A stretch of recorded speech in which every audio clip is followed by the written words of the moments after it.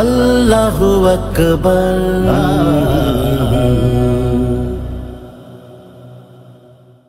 করুণার কোনো হাত নেই কিছু করবার,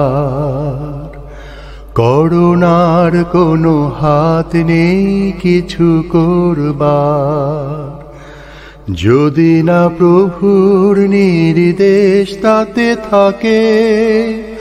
কোন রোগ ব্যাধি শক্তি রাখে না ধরবার, যদি রব তার বান্দাকে দেখে রাখে। আসসালামু আলাইকুম ওয়া রাহমাতুল্লাহ। সম্মানিত দর্শক, আশা করি আপনারা ভালো আছেন। আমাদের আজকের ফেসবুক লাইভ এই টক শোতে আপনাদের স্বাগত জানাচ্ছি। করুণাময় আগামী পৃথিবী এই শিরোনাম দিয়েই আজকে অনুষ্ঠানটি হচ্ছে। আমরা সবাই একমত যে একটি কঠিন সময় আমাদের জীবন থেকে অতিক্রম হচ্ছে।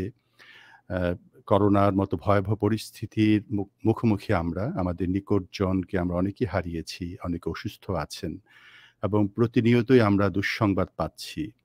এবং এই কঠিন পরিস্থিতিতেই আমাদের জীবন এগিয়ে যাচ্ছে। আমরা এই নিয়ে আলোচনা আজকে করছি এই জন্যই যে আজকে আলোচনায় এমন ৩ জন ব্যক্তিত্বকে আমন্ত্রণ জানিয়েছি, যারা এ বিষয়ে আশা করি কিছু সুনির্দিষ্ট কথা বলবেন, তারা কিছু পরামর্শ রাখবেন, কিছু প্রস্তাবনা, কিছু চিন্তার খোরাক তাদের আলোচনায় আসবে। সেজন্যই আজকের এই বিষয়টিকে আমি নির্বাচন করেছি। আশা করি আপনারা প্রথম থেকে শেষ পর্যন্ত আমাদের অনুষ্ঠানে যুক্ত থাকবেন। তো ভূমিকার কথা না বাড়িয়ে আমি আজকের অতিথিদেরকে পরিচয় করিয়ে দিচ্ছি আপনাদের সাথে। প্রথমেই যুক্ত হচ্ছেন ডক্টর জিহাদ খান। তিনি কার্ডিওলজিস্ট, প্রফেসর কর্নেল অবসরপ্রাপ্ত জিহাদ খান। তাকে স্বাগত জানাচ্ছি আজকের অনুষ্ঠানে। আসসালামু আলাইকুম ওয়া রাহমাতুল্লাহ। আসসালামু আলাইকুম। শুনতে পাচ্ছেন? ওয়ালাইকুম সালাম ওয়া রাহমাতুল্লাহি ওয়া বারাকাতুহু। সাইফুল্লাহ মানসুর এবং যারা দর্শক শ্রোতা তাদেরকেও আমার শুভেচ্ছা এবং সালাম। জাযাকাল্লাহ, জাযাকাল্লাহ। এরপর যুক্ত করছি অস্ট্রেলিয়া থেকে যুক্ত হচ্ছে doctor Mahfuz Ashraf, associate professor, university of New South Wales. Doctor Mahfuz Ashraf, ওয়ালাইকুম সালাম ওয়া রাহমাতুল্লাহ। এবং সবশেষে যুক্ত হচ্ছেন বিশিষ্ট Islamic scholar doctor Hidayatul Islam. আসসালামু আলাইকুম ওয়া রাহমাতুল্লাহ। ওয়ালাইকুম আসসালাম ওয়া রাহমাতুল্লাহি ওয়া বারাকাতুহু। জি, তো আশা করি ৩ জন অতিথিকেই আমরা পেয়েছি এবং ৩ জন অতিথির কাছ থেকে ৩টা ডাইমেনশনে আমরা আজকে আলোচনায় শুনবো আমরা আশা করি, এবং আলোচনাটি খুবই প্রাণবন্ত হবে। দর্শক, ইতিমধ্যে আপনারা অনেকেই যুক্ত হয়েছেন। আপনারা এই অনুষ্ঠানে প্রশ্ন করতে পারেন, আপনাদের মতামত জানাতে পারেন, এবং আপনাদের যে কোনো বিষয়ে এই রিলেটেড যদি কোনো বিষয় জানার থাকে তাহলে আমরা আপনাদের প্রশ্নগুলোর উত্তর দেওয়ার চেষ্টা করব। সবাইকে স্বাগত জানাচ্ছি। অনেকেই সালাম দিয়েছেন। প্রথমেই যুক্ত হয়েছেন সোয়েব সিদ্দিকী ভাই, ইলিয়াস মাহমুদ আলী ভাই, তারপরে আলো আধার কেদু বহুদূর, এটা একটা নাম, তারপরে মমতাজ আহমেদ, মোহাম্মদ আতাউর রহমান, মামুন ভাইয়া, অনেকে যুক্ত হয়েছেন। আপনাদেরকে স্বাগত জানাচ্ছি। আমরা আলোচনাটা এগিয়ে নেই, তারপরে আপনাদের মতামতগুলো আমি স্ক্রিনে শেয়ার করব, আপনাদের প্রশ্নগুলো আমরা আলোচকদের কাছ থেকে জানার চেষ্টা করব। তো প্রথমেই আমি আমাদের ডক্টর জিহাদ খান আপনাকে দিয়ে শুরু করতে চাই। সেটি হচ্ছে যে করোনা, আমাদের যখন এই করোনা ভাইরাসটা প্রাদুর্ভাব হলো, আপনার নিশ্চয় মনে আছে যে আপনাকে নিয়ে একটি প্রোগ্রাম করেছিলাম এবং তখন আপনি কিছু স্বাস্থ্য সচেতনতার ব্যাপারে পরামর্শ দিয়েছিলেন। কিন্তু আল্লাহর ইচ্ছা এবং আমার খুব কষ্ট হয়েছে, পরবর্তীতে আপনি করোনা আক্রান্ত হয়েছেন এবং একটি কঠিন মানে সমতিক্রম করেছেন। আলহামদুলিল্লাহ, আপনি এখন পূর্ণ সুস্থ এবং আপনি টোটাল বিষয়টা একজন প্রফেশনাল কার্ডিওলজিস্ট হিসাবে আপনি বিষয়গুলো খুব নিবিড়ভাবে আপনি জানেন। তো আপনি একটু বলবেন যে এখন করোনা এই প্রাদুর্ভাবটা কোন পর্যায়ে আছে এবং এটিকে আপনারা মেডিকেল সায়েন্সের দৃষ্টিতে কিভাবে ব্যাখ্যা করছেন? জি, ডক্টর কর্নেল জিহাদ খান।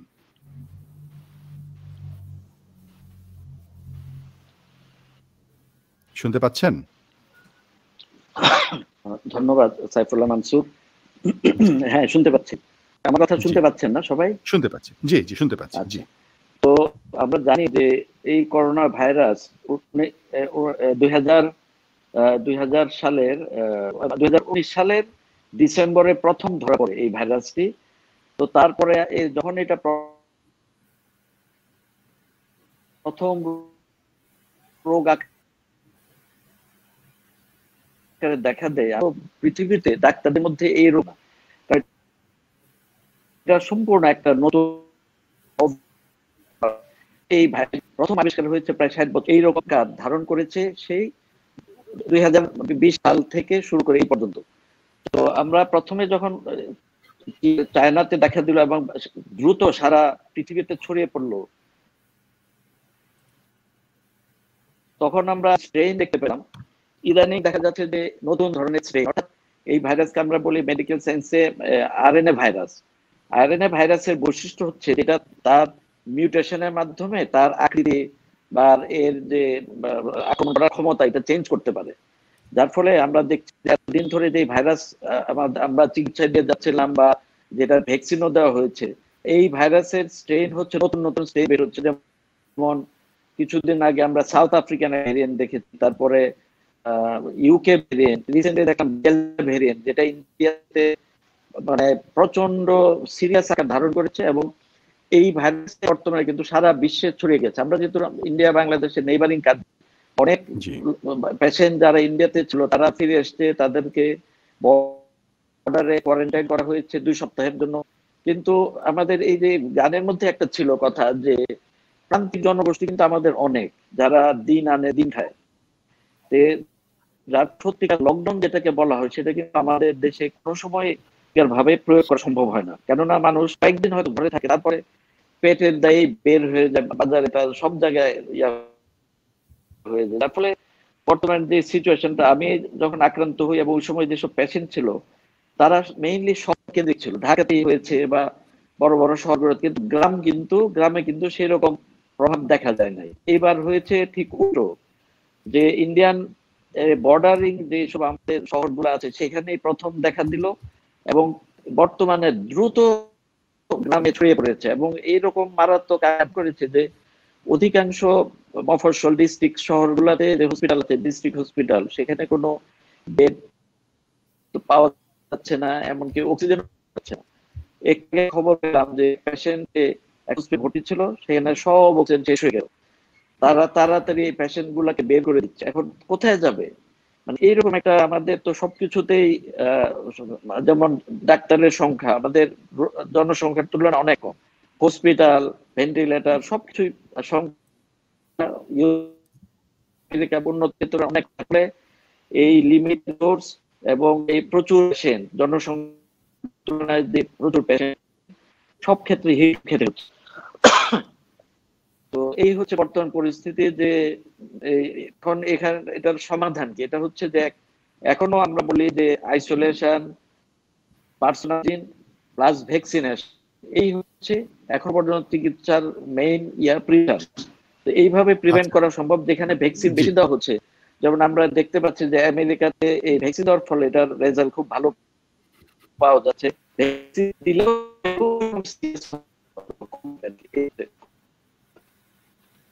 জি, আমরা আসবো আপনার আবার আলোচনা আসবে, একটু নেটের প্রবলেম করছিল। তো আমি এই পর্যায়ে ডক্টর মাহফুজ আশরাফ, আমি তার কাছে আসছি। তো আমি তিনজনের কাছে তিনটা বিষয় নিয়ে আলোচনায় আসবো। একটা হচ্ছে হেলথ সেক্টর, একটা হচ্ছে অর্থনৈতিক সেক্টর, একটা হচ্ছে একদম ইসলামিক ভিউ পয়েন্টে, যাতে তিনটা আলোচনার মধ্যে একটা সামগ্রিকতা আসে। তো আমি ডক্টর মাহফুজ আশরাফ তার কাছে জানতে চাইবো, যেহেতু তিনি এই বিষয়ে নিয়ে কাজ করছেন, ঢাকা বিশ্ববিদ্যালয়ের এমএস এর অ্যাসোসিয়েট প্রফেসর ছিলেন, পরবর্তীতে university of New South Wales Australia সিডনিতে সেখানে অ্যাসোসিয়েট প্রফেসর, পাশাপাশি ওয়ার্ল্ড হেলথ অর্গানাইজেশনও তিনি রিসার্চ সুপারভাইজার হিসাবে কাজ করছেন। এই বিষয়গুলো তার জানা। আপনার কাছে যেটা জানা সেটা হচ্ছে যে জনগণের এই যে এখন চাকরি নেই, তারপরে হচ্ছে তারা মানে বাসা থেকে অনেকে কাজ করছে, এবং এই যে পরিবর্তনের জায়গাটুকু, তো সামনের দুনিয়াটা কি ঘটতে যাচ্ছে সেটা আমরা যদি ব্যবসায়িক দুনিয়া বলি, আমরা যদি চাকরির দুনিয়া বলি, কি ঘটতে যাচ্ছে? জি ডক্টর মাহফুজ। আচ্ছা, ধন্যবাদ সাইফুল্লাহ মনসুর। আম, আমি একটু একটু পিছন থেকে বলি, মানে অর্থনীতিতে অনেকগুলো পার্ট আছে, যে ম্যাক্রো বলে, মাইক্রো ইকোনমিক্স বলে। তো সারা এই করোনার জন্য বিগত 2 বছরে সারা পৃথিবীর ওয়ার্ল্ডের জিডিপি হচ্ছে 4% কমেছে। আমি যদি একটু তথ্য দিই যে north America around 2,11,000 something million dollar ওদের জিডিপি কমেছে। চায়নায় কমেছে 1,17,000। আমাদের সাউথ আপনার হচ্ছে এই দক্ষিণ এশিয়াতে কমেছে হচ্ছে অ্যারাউন্ড 27,000-এর মতো। অস্ট্রেলিয়াতে 21,000 মিলিয়ন, সব কিন্তু মিলিয়নের ফিগার বলছে। আচ্ছা আচ্ছা। তো এইটা হচ্ছে খুবই একটা স্বাভাবিক সিচুয়েশন। এবং আমরা যদি জানি যে প্যান্ডামিক যেটা সূত্রটা হয় সাধারণত এপিডেমিক থেকে, যে ইনফেকশিয়াস ডিজিজ, আমরা সবাই জানি যে ইনফেকশিয়াস ডিজিজ হচ্ছে সারা ওয়ার্ল্ডে একটা ম্যাসিভ প্রবলেম। এবং এখান থেকে গ্র্যাজুয়ালি অনেকগুলা ছোট ছোট জিওগ্রাফিক এরিয়াতে যখন একটা এপিডেমিক হয়, তারপর এটা যখন বিশ্বব্যাপী ছড়ে যায়, তখন আমরা এটাকে প্যান্ডামিক বলি। এবং ওয়ার্ল্ড হেলথ অর্গানাইজেশনের কিছু ইন্ডিকেটর আছে যে কখন আমরা প্যান্ডামিক ডিক্লেয়ার দিব। এবং এই এই এই একটা ইকোনমিক ইম্প্যাক্ট আছে, অটোমেটিক হয়েছে, এটা তো আসলে করার কিছু নাই।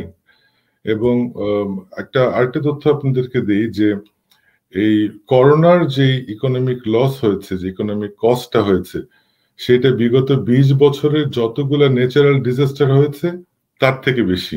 ন্যাচারাল ডিজাস্টার বলতে আমি সুনামি বলেন, ঘূর্ণিঝড় বলেন, যা আছে। তো 20 বছরে কি যোগফলটা বলা হচ্ছে না ইন্ডিভিজুয়াল বলা হচ্ছে? টোটাল লাস্ট 20 বছর যোগফল। হ্যাঁ, টোটাল লাস্ট 20 বছরে যতগুলা ন্যাচারাল ডিজাস্টার সারা বিশ্বব্যাপী হয়েছে, সেগুলার যতটুকু ইকোনমিক ক্ষতি হয়েছে, সে একটাই এই করোনাতেই সেরকম ক্ষতি হয়েছে। এখন এটা রিকভারের জন্য একটা রিসেন্ট একটা গবেষণা এসেছে, যে হেলথ ইকোনমিক্স একটা ম্যাগাজিনে ইউএসএ থেকে পাবলিশ হয়, যে এটা রিকভার করার দায়িত্বটা কার আসলে এবং কিভাবে করবে, এবং এটা তো কারোর পক্ষে সম্ভব না। তো ওই রিসার্চে যেটা দেখা গিয়েছে যে গভর্নমেন্ট কিছু মেজর ইন্টারভেনশন গুলা মনিটর, ইমপ্লিমেন্টেশন, এই দুইটা জিনিস করতে পেরেছে সাকসেসফুলি। সেটা ভ্যাকসিন থেকে শুরু করে লাস্ট অব্দি ধরেন, এখানে ডক্টর সাহেব আছেন, যে অ্যান্টিবায়োটিকের বিভিন্ন প্রয়োগ, অতিমাত্রায়, নিম্নমাত্রায় এবং বিভিন্ন জেনারেশনের, এই সবগুলো কিন্তু আলটিমেটলি গভর্নমেন্টকে কন্ট্রোল করতে হয়। প্রাইভেট অর্গানাইজেশন গুলা তো তারা তো বিজনেস প্রফিট ম্যাক্সিমাইজেশনের জন্য করবে, এবং ওয়ার্ল্ডের সব ফার্মাসিউটিক্যাল ইন্ডাস্ট্রি গুলা কিন্তু 100% প্রফিট ওরিয়েন্টেড অর্গানাইজেশন। হ্যাঁ, আর ওয়ার্ল্ডের সব ইউনিভার্সিটি গুলো কিন্তু 100% নন প্রফিট অর্গানাইজেশন। এটা হচ্ছে থিওরিটিক্যালি। ইভেন একটা ইউনিভার্সিটির ভাইস চ্যান্সেলর, সেও কিন্তু একটা সার্টেন অ্যামাউন্টের বেশি নিতে পারে না।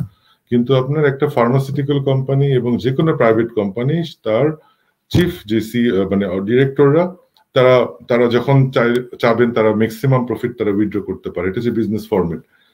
এখন এটার একটা ম্যাক্রো ইকোনমিক একটা পার্সপেক্টিভ। এখন মাইক্রো ইকোনমিকে যদি দেখি, আমরা আসি যে আনএমপ্লয়মেন্ট শুধুমাত্র ইউকেতেই হচ্ছে 4.67% আনএমপ্লয়মেন্ট বৃদ্ধি হয়েছে জাস্ট অনলি 8 মাসে। অস্ট্রেলিয়াতে এরকম 4%।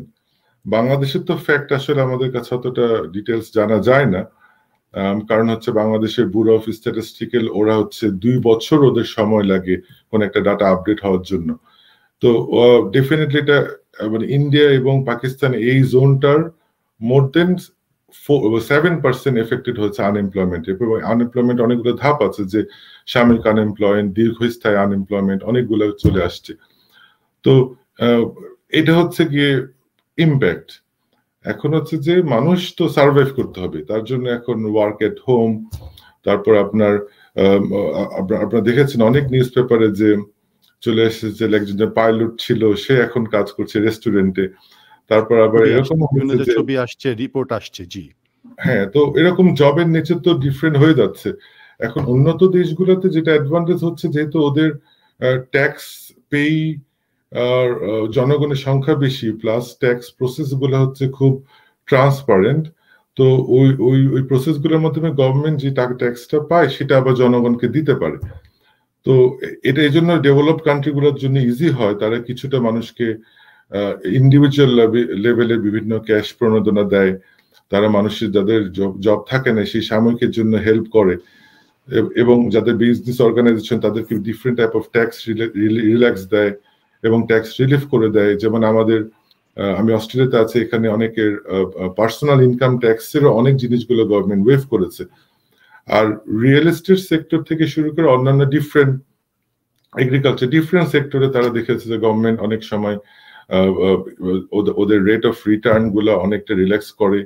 তারপর সাধারণ মানুষের ডিসপোজেবল ইনকাম যাতে বাড়ে তার জন্য তারা ডিফারেন্ট অ্যাক্টিভিটি গুলো করে। এভাবে হচ্ছে গভর্নমেন্ট এবং ম্যাক্রো ইকোনমিকের ইম্প্যাক্ট। আর মাইক্রো লেভেলে সবে হচ্ছে যে জব হচ্ছে তাদেরকে জবলেস হতে হবে। এখন জব তো আবার নতুন করে পাওয়া যাবে না, মানে পেতে হলে তো তাকে অন্য একটা এনভায়রনমেন্ট লাগবে। সো এটা কতদিন এটার কন্টিনিউশন হয় আনএমপ্লয়মেন্ট, এটা হচ্ছে very very hard to say, আসলে প্রেডিক্ট করাটা খুব ডিফিকাল্ট।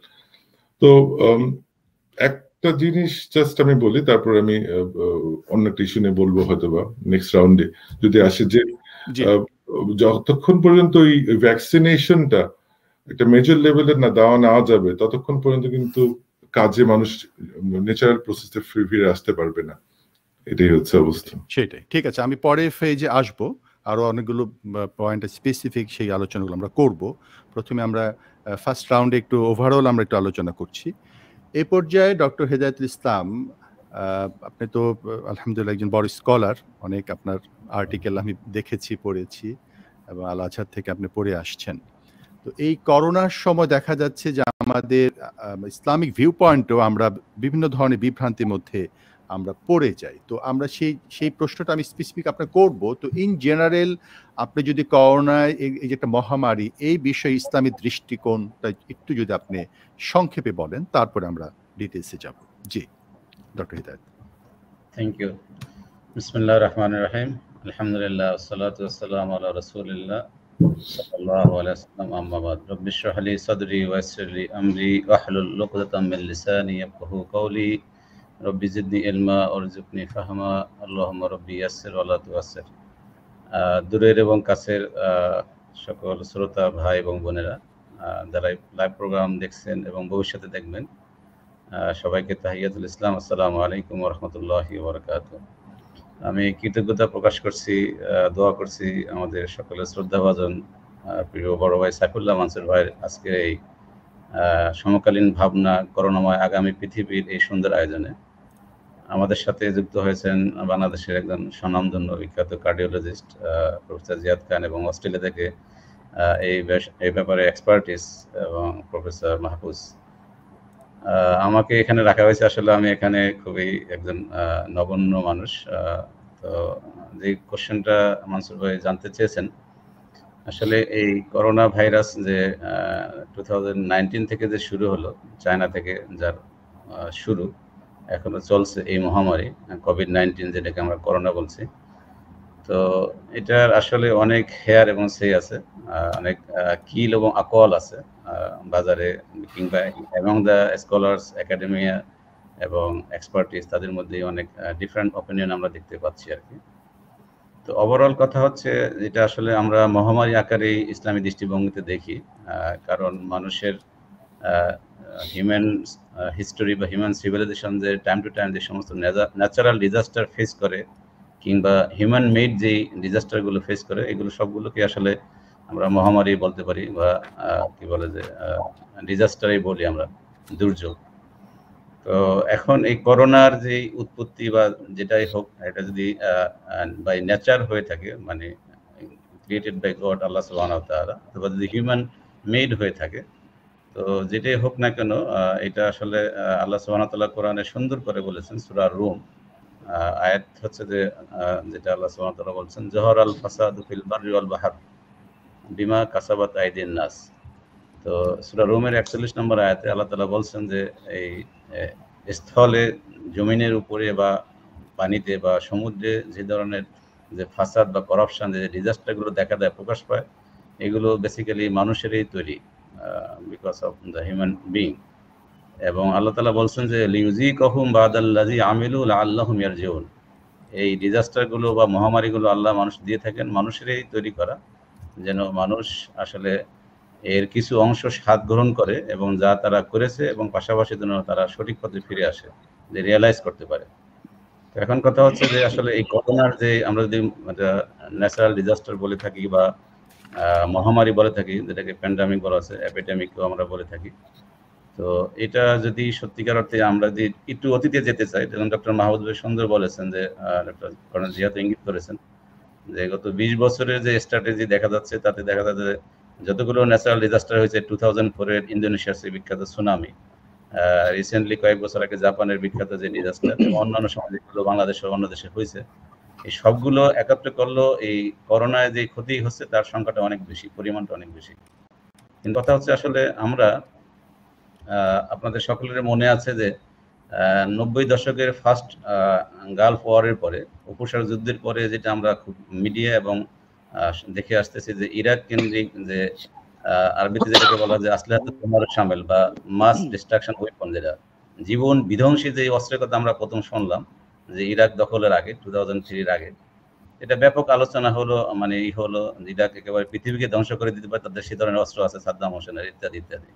কিন্তু পরবর্তীতে আমরা দেখলাম ইরাক ধ্বংস হওয়ার পরে যে আসলে এই ধরনের কোনো অস্ত্রই ছিল না। এই যে আইডিয়াগুলো মানুষকে মানে থ্রো করা হলো, মানুষকে জানানো হলো, তার মানে দেয়ার ওয়াজ সামথিং। যদি আমরা বলি যে আসলে এই ধরনের জীবাণু ধ্বংস বা মানুষ বিধ্বংসী কিছু ধরনের অস্ত্র কিংবা এই ধরনের কিছু বায়োলজিক্যাল ব্যাপার ছিল বা আছে।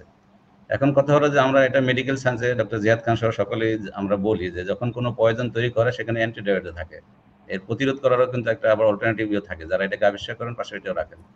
তো যদি এটা হিউম্যান বা ম্যানমেড হয়ে থাকে, এই করোনাটা যদি মানুষের তৈরিকৃত হয়ে থাকে, এটা স্টিল মহামারী। আর যারা করছেন আবার পাশাপাশি ডক্টর মাহমুদ ভাই তো হু এর একজন মেম্বার এবং উনি ভালো বলতে পারবেন যে বর্তমান ওয়ার্ল্ড হেলথ অর্গানাইজেশন এটাকে শনাক্ত করেছে মহামারী আকারে, পাশাপাশি আবার এখন আমাদের যে ভ্যাকসিনের কথা আসতেছে সেগুলো তারা অ্যাপ্রুভ করেছে, এটা হলো কিউর করার জন্য বা প্রিভেন্ট করার জন্য।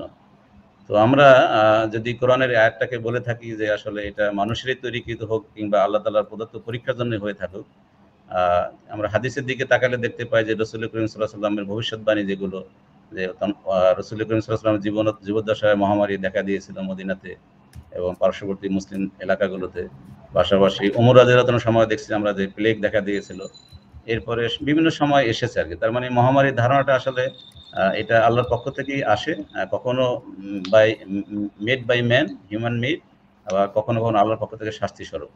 তো এখন আমাদের সামনে করোনা ভাইরাসটা এসে গেছে, তাহলে আমরা এটাকে কিভাবে এটাকে দেখব? আমরা ধরে নিব এটা উইথ অল দিস ডিসকাশন যে আমরা যেটা বলবো সেটা হচ্ছে যে এটা আল্লাহর পক্ষ থেকে ডেফিনেটলি একজন মুমিন বিশ্বাস করতে হবে। এটা আসলে একটা আমাদের জন্য বড় ধরনের পরীক্ষা। এই জন্য আল্লাহ তাআলা সূরা বাকারা সুন্দর করে বলছেন যে আমি তো মানুষকে কখনো কখনো পরীক্ষা করবো,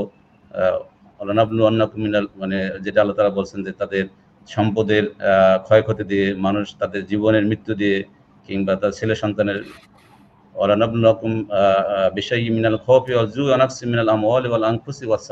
আল্লাহ তাআলা বলছেন আমি নিশ্চয়ই তোমাদেরকে পরীক্ষা করব, তোমাদের মানে জীবন নিয়ে, তোমাদের ধন সম্পদের ক্ষয়ক্ষতি দিয়ে, ফসলাদির ক্ষয়ক্ষতি দিয়ে ইত্যাদি ইত্যাদি।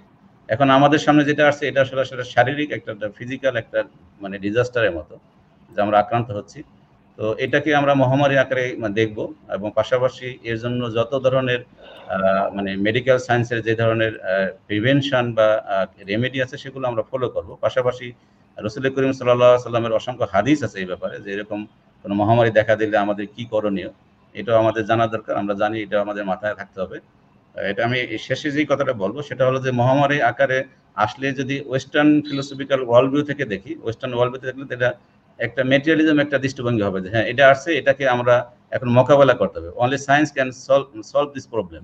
কিন্তু অ্যাজ এ মুসলিম উম্মাহ ইসলামিক ওয়ার্ল্ড ভিউ কনসেপ্টটা হচ্ছে যে আমরা আসলে এটা আমাদের অবশ্যই সায়েন্সের সাহায্য নিয়ে এটাকে সলভ করতে হবে। পাশাপাশি যিনি আল্লাহ সুবহানাহু ওয়া তাআলা অলমাইটি, যিনি ক্রিয়েটর অফ দ্য ক্রিয়েচার্স, এবং তার প্রতি বিশ্বাস রেখে, আস্থা রেখে এবং তার সাহায্য কামনা করে আমাদের সামনে এইগুলো মোকাবেলা করতে হবে। তো এই হলো করোনা মানে মহামারী সম্পর্কে আমার সংক্ষিপ্ত কথা। পরে আবার আসবো, আমি আরো কিছু প্রশ্ন আপনার কাছে আছে। আমি এবার কর্নেল অবসরপ্রাপ্ত ডাক্তার জিহাদ খান আপনার কাছে একটু আসবো। সেটি হচ্ছে যে এখন তো দেখা যাচ্ছে যে ভ্যাকসিন নেওয়ার একটা মানে ব্যাপকভাবেই ভ্যাকসিন নেওয়া হচ্ছে ইত্যাদি।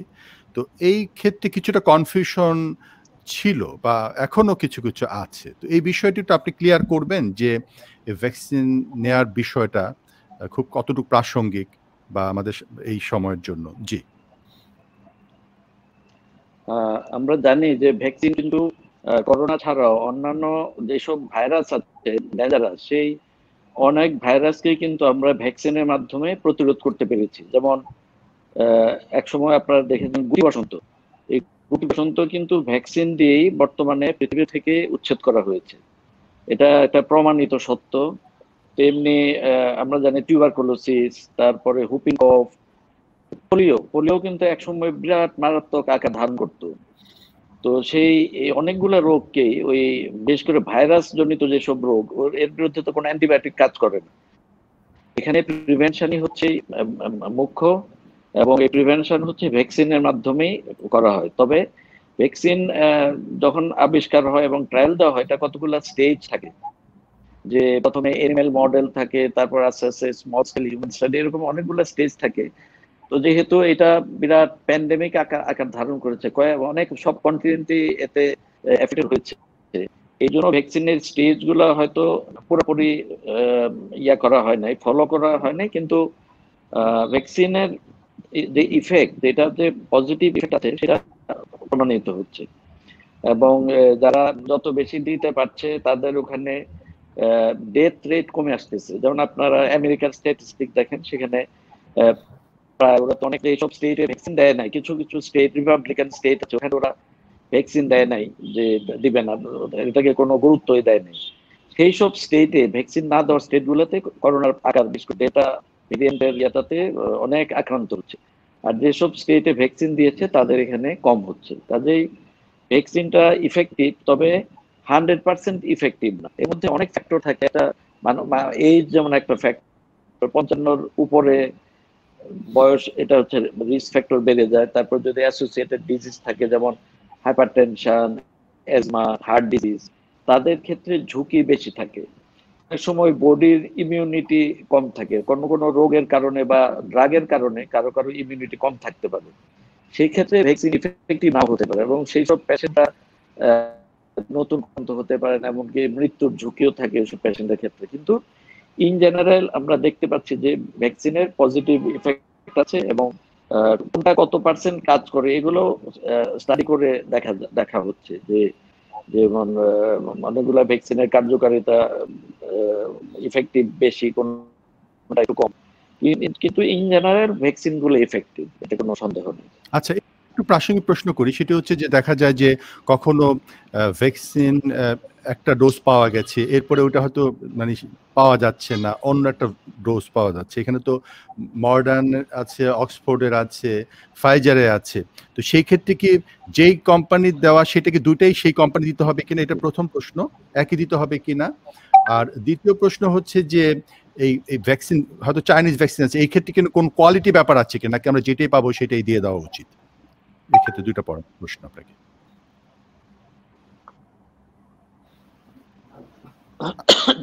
হচ্ছে যে আমাদের দেশের ক্ষেত্রে আমাদের কিন্তু বিরাট পপুলেশন, এবং সেই তুলনায় যে সাপ্লাই আমি তো মনে করি যথেষ্ট নয়। হ্যাঁ, আমি শুনতে পাচ্ছি। কাজেই ভ্যাকসিন দেওয়ার সুযোগ থাকলে দিয়ে দেওয়াই উচিত। সেটার এফিকেসির দিক থেকে হয়তো একটু কম বেশি হতে পারে, যেমন ফাইজারের এফিকেসি বেশি, অ্যাস্ট্রাজেনেকাটা কম, চাইনিজটা হয়তো আরো কম হতে পারে। কিন্তু কিছু না দেওয়ার চেয়ে যেটাই পাওয়া যায় সেটা আমার মতে দেওয়া উচিত। এরকম।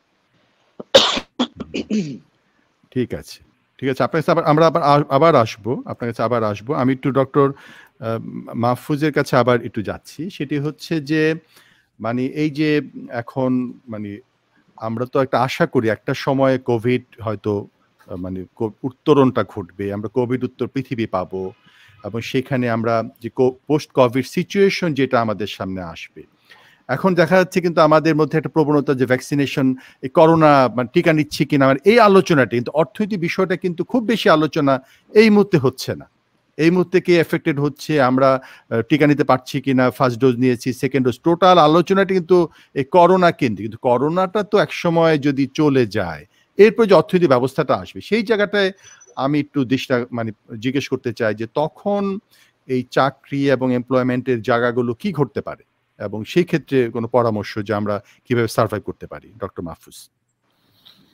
আচ্ছা, এটা খুব ইন্টারেস্টিং কোশ্চেন, কারণ হচ্ছে যে এখন তো একটা বিজনেসের একটা বড় সেক্টরস, মানে একটা বড় ইন্ডাস্ট্রি সেক্টরস আসলে ইন্টেন্সিভ কেয়ারে আছে, যে ওরা ইটসেলফ তারা dying. On the other hand কিছু বিজনেসের রাইজ হয়েছে, আমরা সবাই জানি, যেমন হচ্ছে এটাকে এডুটেক বলি। এডুটেক হচ্ছে যে এডুকেশনের যত টেকনোলজি গুলো ইউজ হয়, যেমন জুমের গ্লোবাল শেয়ার কয়েক হাজার গুণ বেড়ে গিয়েছে, হ্যাঁ, অনলাইন ইউজ হচ্ছে।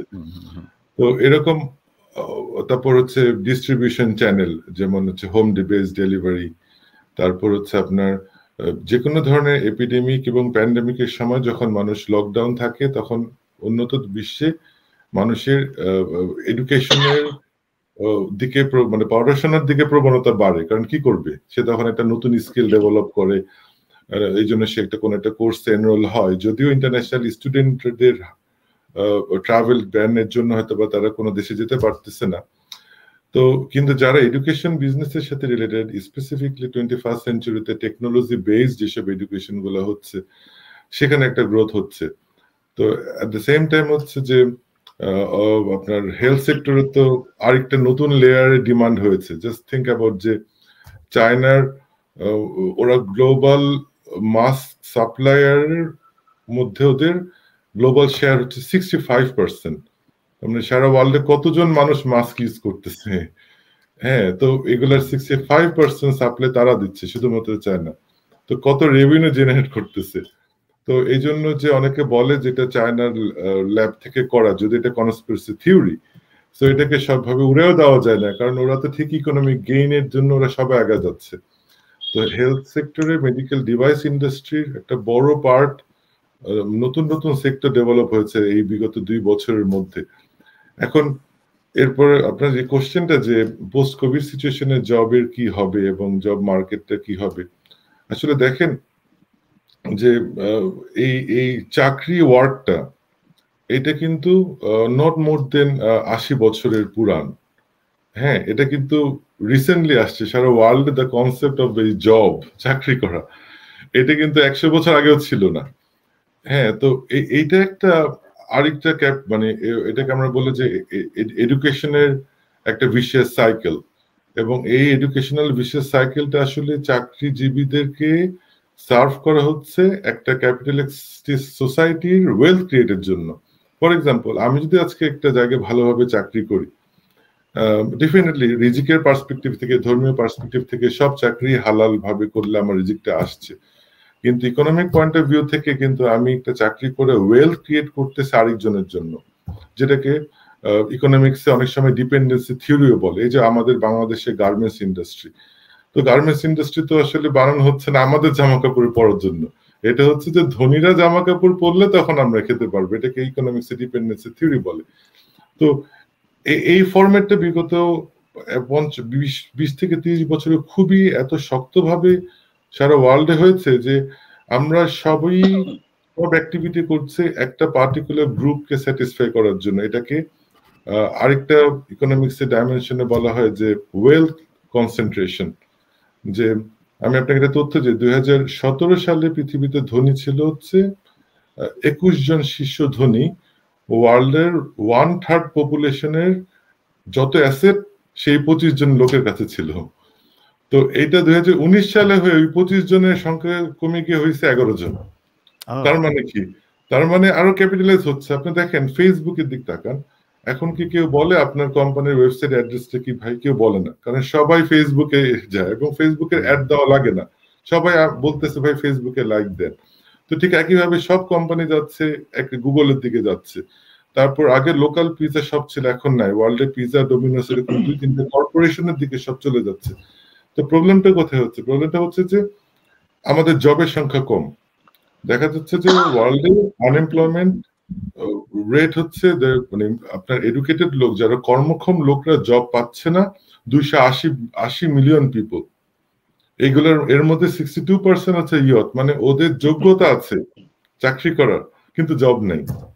তো তাহলে এখন ওরা ওরা কি করবে? ধরেন একটা ইন্টারভিউতে একটা ছেলে গেল, তার এগেন্সে 60 to 70 একটা টেলিকম ইন্ডাস্ট্রির ডাটা অনুযায়ী গ্লোবালে যে ওদের একটা জুনিয়র লেভেলের একটা মানে যার 18 থেকে 21 বছরের একটা ছেলে যখন জবে যায়, এই একটা পজিশনের জন্য আপনার টেলিকমিউনিকেশন ইন্ডাস্ট্রিতে গ্লোবালে 70 জন কম্পিট করে। এখন যে একজন চাকরি পেল, বাকিরা যে চাকরি পেল না, তাহলে কি তারা সবাই কোথায় যাবে? হ্যাঁ, তারা তো ডিসকোয়ালিফাইড না, তাদের জন্য নাই কর্মক্ষম। সো আমাদের সারা ওয়ার্ল্ডে এডুকেশন সিস্টেমটা এখন এমন হয়ে গিয়েছে যে আমরা তৈরি করতেছি কয়েকটা মানুষকে কর্মক্ষম, মানে কাজের জন্য উপযোগী, টু সার্ভ আদার পিপল। কেউ আমাদের নিজের জন্য করছে না। কিন্তু আমরা যদি চলে যাই সেই আদিম যুগে চলে যাই, যেখানে যখন বার্টার এডুকেশন, বার্টার সিস্টেম ছিল, ইকোনমিক সিস্টেম ছিল, যে এটাকে এখন বর্তমানে সবে এন্টারপ্রেনিউর বলে বা উদ্যোক্তা বলে, বিভিন্ন বলে যে আমার ব্যবসা বা আমার কাজের সন্ধান আমি নিজেই করব।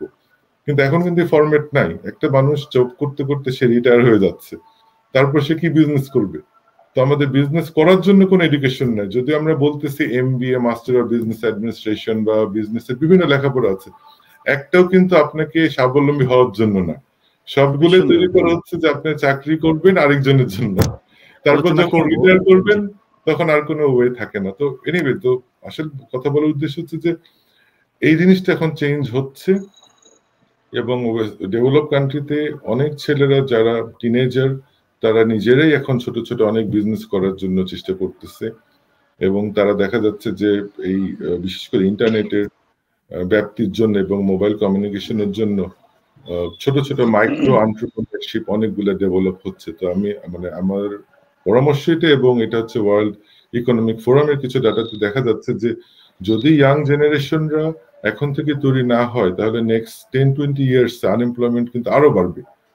তো আমরা আসবো বিষয়টা আমি বলেছি আসলে এত মানে গুরুত্বপূর্ণ বিষয়, তিনটা মানে সেগমেন্ট আমরা আলোচনা করছি, কিন্তু প্রতিটা সেগমেন্টে আলাদা আলোচনা হওয়ার দাবি রাখে প্রতিটা সেগমেন্টে। তো সেটা আমরা সামনে করব।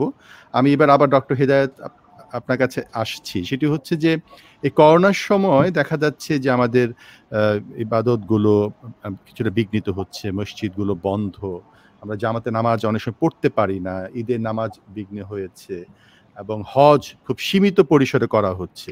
তো অনেক সময় ইমোশন কাজ করে, আমরা চাই যে রোগ শক্ত আল্লাহর হাতে, সুতরাং আমরা আল্লাহ তাওয়াক্কুল করব, কেন যাব না? হ্যাঁ, তো বাসায় থাকলেও তো অসুখ হচ্ছে, আসলেও হচ্ছে। এই বিষয়টা একটু আপনি যদি একটু স্পেসিফিক বলেন ইসলামিক ভিউ পয়েন্টে। জি ধন্যবাদ সাইফুল্লাহ মানসুর ভাই, সুন্দর একটা পয়েন্ট রেজ করার জন্য। আমরা এতক্ষণ আসলে ইকোনমিক্যাল পার্সপেক্টিভে যে ব্যারিয়ার এবং চ্যালেঞ্জগুলো সামনে আসতেছে এবং যেগুলো এফেক্টেড হয়েছে সেটা আমরা এতক্ষণ শুনলাম ডক্টর মাহবুব আশরাফ ভাইয়ের কাছ থেকে। তো আসলে এটা তো একটা কি বলে যে ম্যাটেরিয়ালিস্টিক একটা পয়েন্ট অফ ভিউ থেকে, as we is a believer, as a Muslim বা যারা বিশ্বাসী, ধর্মে বিশ্বাসী, ধর্মকর্ম যারা পালন করেন, তাদের একটা বড় চ্যালেঞ্জ এবং ব্যারিয়ার হয়ে গেছে করোনার কারণে তাদের যে মানে ওয়ারশিপ বা ইবাদত, যেটা আর কি, অ্যান্ড ভেরি পার্টিকুলারলি যে মুসলিম উম্মার জন্য যেটা যে আমাদের এই যে সবচেয়ে বড় ইবাদত, মানে কালেমা শাহাদার পরে যে নামাজ এবং মসজিদে গিয়ে জামাতে পড়া, এটা ব্যত্যয় ঘটেছে, বিঘ্ন হয়েছে। এরপরে আমাদের মুসলিম উম্মার বড় একটা ঈদ সেলিব্রেশন, যেটাকে মানে sign of the symbol of the unity বলি এটাকে, যে ঈদ কোরবান এগুলো হচ্ছে যে মুসলিম উম্মার জন্য the symbol of the unity, এবং আমাদের মুসলিম উম্মা যে এক, এটার কতগুলো মানে সিম্বল। পাশাপাশি হজ অনুরূপ একটা বড় এবাদত, একটা মৌলিক এবাদত, ইসলামের 5টা ফান্ডামেন্টাল যে এবাদত, এর মধ্যে একটা হচ্ছে যে নামাজ এবং হজ। এটাও বিঘ্নিত হয়েছে, এই আমরা দেখতে পেলাম হজ এবং উমরা এই করোনার কারণে। এখন কথা হলো যে ইকোনমিক্যাল বা ফাইন্যান্সিয়াল বা যে ধরনের মানে ব্যারিয়ারগুলো আমরা মোকাবেলা করতেছি বা চ্যালেঞ্জগুলো আমাদের আছে, এগুলো তো ওভারকাম করার জন্য যারা এগুলো স্টেক হোল্ডার আছেন, কিংবা যারা অথরাইজ পার্সন বা যারা এক্সপার্টের যাদের রেসপন্সিবল, তারা চেষ্টা করছেন। পাশাপাশি যে ধর্মীয় যে চ্যালেঞ্জগুলো আমাদের সামনে আসলো, বিশেষ করে মুসলিম উম্মার জন্য আজ মুসলিম হিসাবে, এইগুলো আমাদের ক্ষেত্রে করণীয় কি? এখানে আমরা যেটা দেখতে পাই, দুইটি অপিনিয়ন।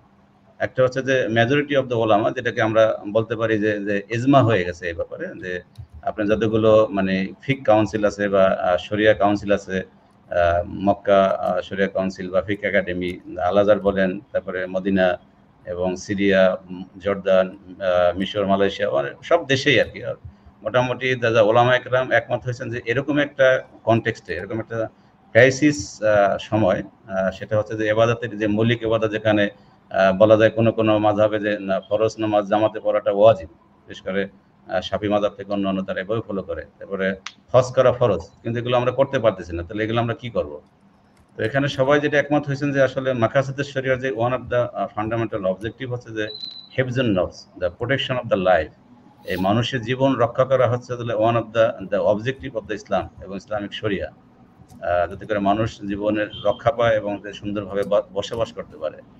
এইটার উপর ভিত্তি করে মাকাসিদুশ শরিয়াকে সামনে রেখে ওলামায়ে কেরাম এবং যারা স্কলার্স তারা একমত হয়েছেন যে যেহেতু করোনাটা প্যান্ডামিক এবং অ্যাপিডেমিক, এবং যেহেতু এটা একজন থেকে আরেকজনে ছড়ায় যাচ্ছে, এজন্য তারা সোশ্যাল ডিস্টেন্স এবং যেটাকে বলে আমরা কোয়ারেন্টাইন বলতেছি, এটা মেনটেন করার কথা বলা হচ্ছে না আর কি। যদি ক্রাইসিস বেশি দেখা দেয় তাহলে আমরা দেখতে পাচ্ছি মুসলিম দেশগুলোতে তারা বলতেছেন যে আপাতত ফর টাইম বিং মসজিদ তারা লকডাউন করে দিচ্ছেন।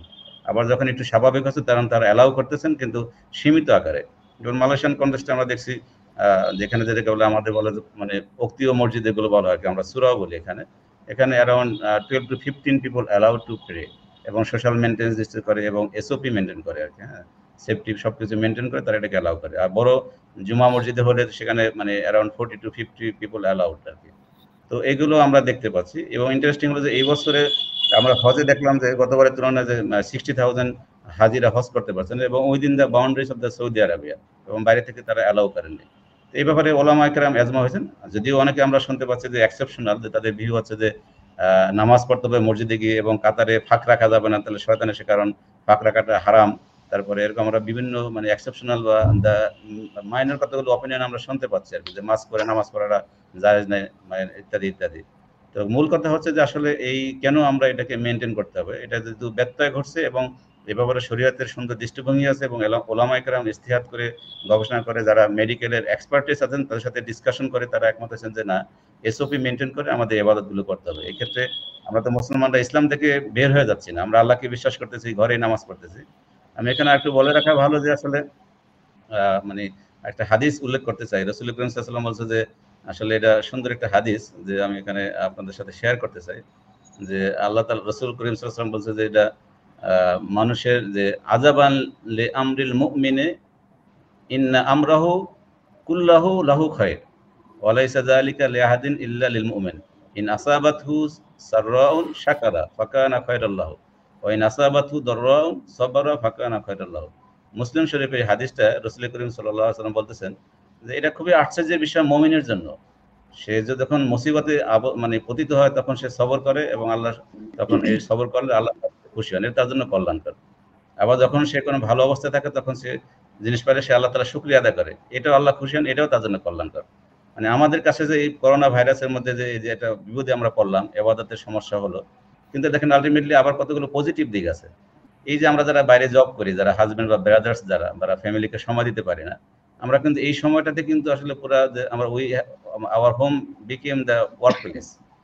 এবং ডক্টর মাহমুদ ভাই থেকে শুরু করে যারা এখানে এক্সপার্টিস আছেন, মানসুর ভাই থেকে, সবাই এটা এগ্রি করবেন যে আসলে আমাদের এইটা করার কারণে আমার ফ্যামিলি যে সময়টা দিতে পারছি, আমরা 5 ওয়াক্ত নামাজ ফ্যামিলি মেম্বারদেরকে নিয়ে পড়তে পারছি, কোরআন পড়াইতে পারছি, পড়তে পারছি, ইসলামিক তারবিয়া দিতে পারছি, যে এই যে স্পিরিচুয়াল ডেভেলপমেন্ট, এই ফ্যামিলি ইনস্টিটিউশনকে টেক কেয়ার করার মতো যে একটা আমাদের সুন্দর একটা সময় পেলাম, এটা কিন্তু আমি in others we can say it is a positive things, মানে অ্যাকর্ডিং টু দ্য হাদিস আই হ্যাভ মেনশন হিয়ার।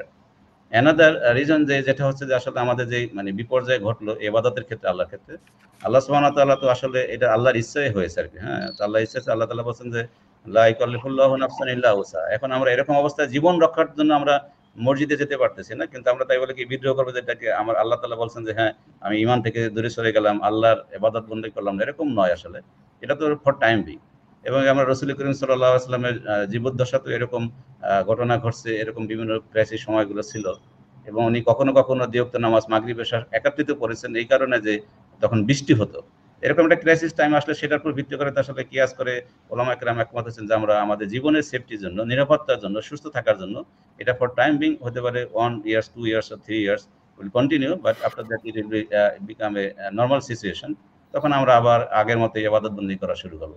এই ক্রাইসিস টাইমে যেহেতু ওলামায়ে কেরাম বেশিরভাগই একমত হয়েছেন, এবং ইজমা আমি বলবো যে তারা এরকম এসওপি মেনটেন করে আমরা বাসায় নামাজ পড়বো কিংবা যে মসজিদে সীমিত আকারে এসওপি মেনটেন করে নামাজ পড়বো সেখানে আমরা পড়বো, কিন্তু অন্য সময় যে নর্মাল পিরিয়ডটাকে এই সময় অ্যাপ্লাই করাটা আসলে ইসলামিক্যালিও মানে এগুলো রিলায়েবল নয় বা রেশনাল নয় কিংবা ফিজিক্যালিও নয়, এবং আমাদের হিউম্যান সোসাইটির জন্য কিংবা মানুষের কল্যাণের জন্য এটা আসলে মানে ভালো বয় আনবে না, মানে কোনো কল্যাণ বয় আনবে না।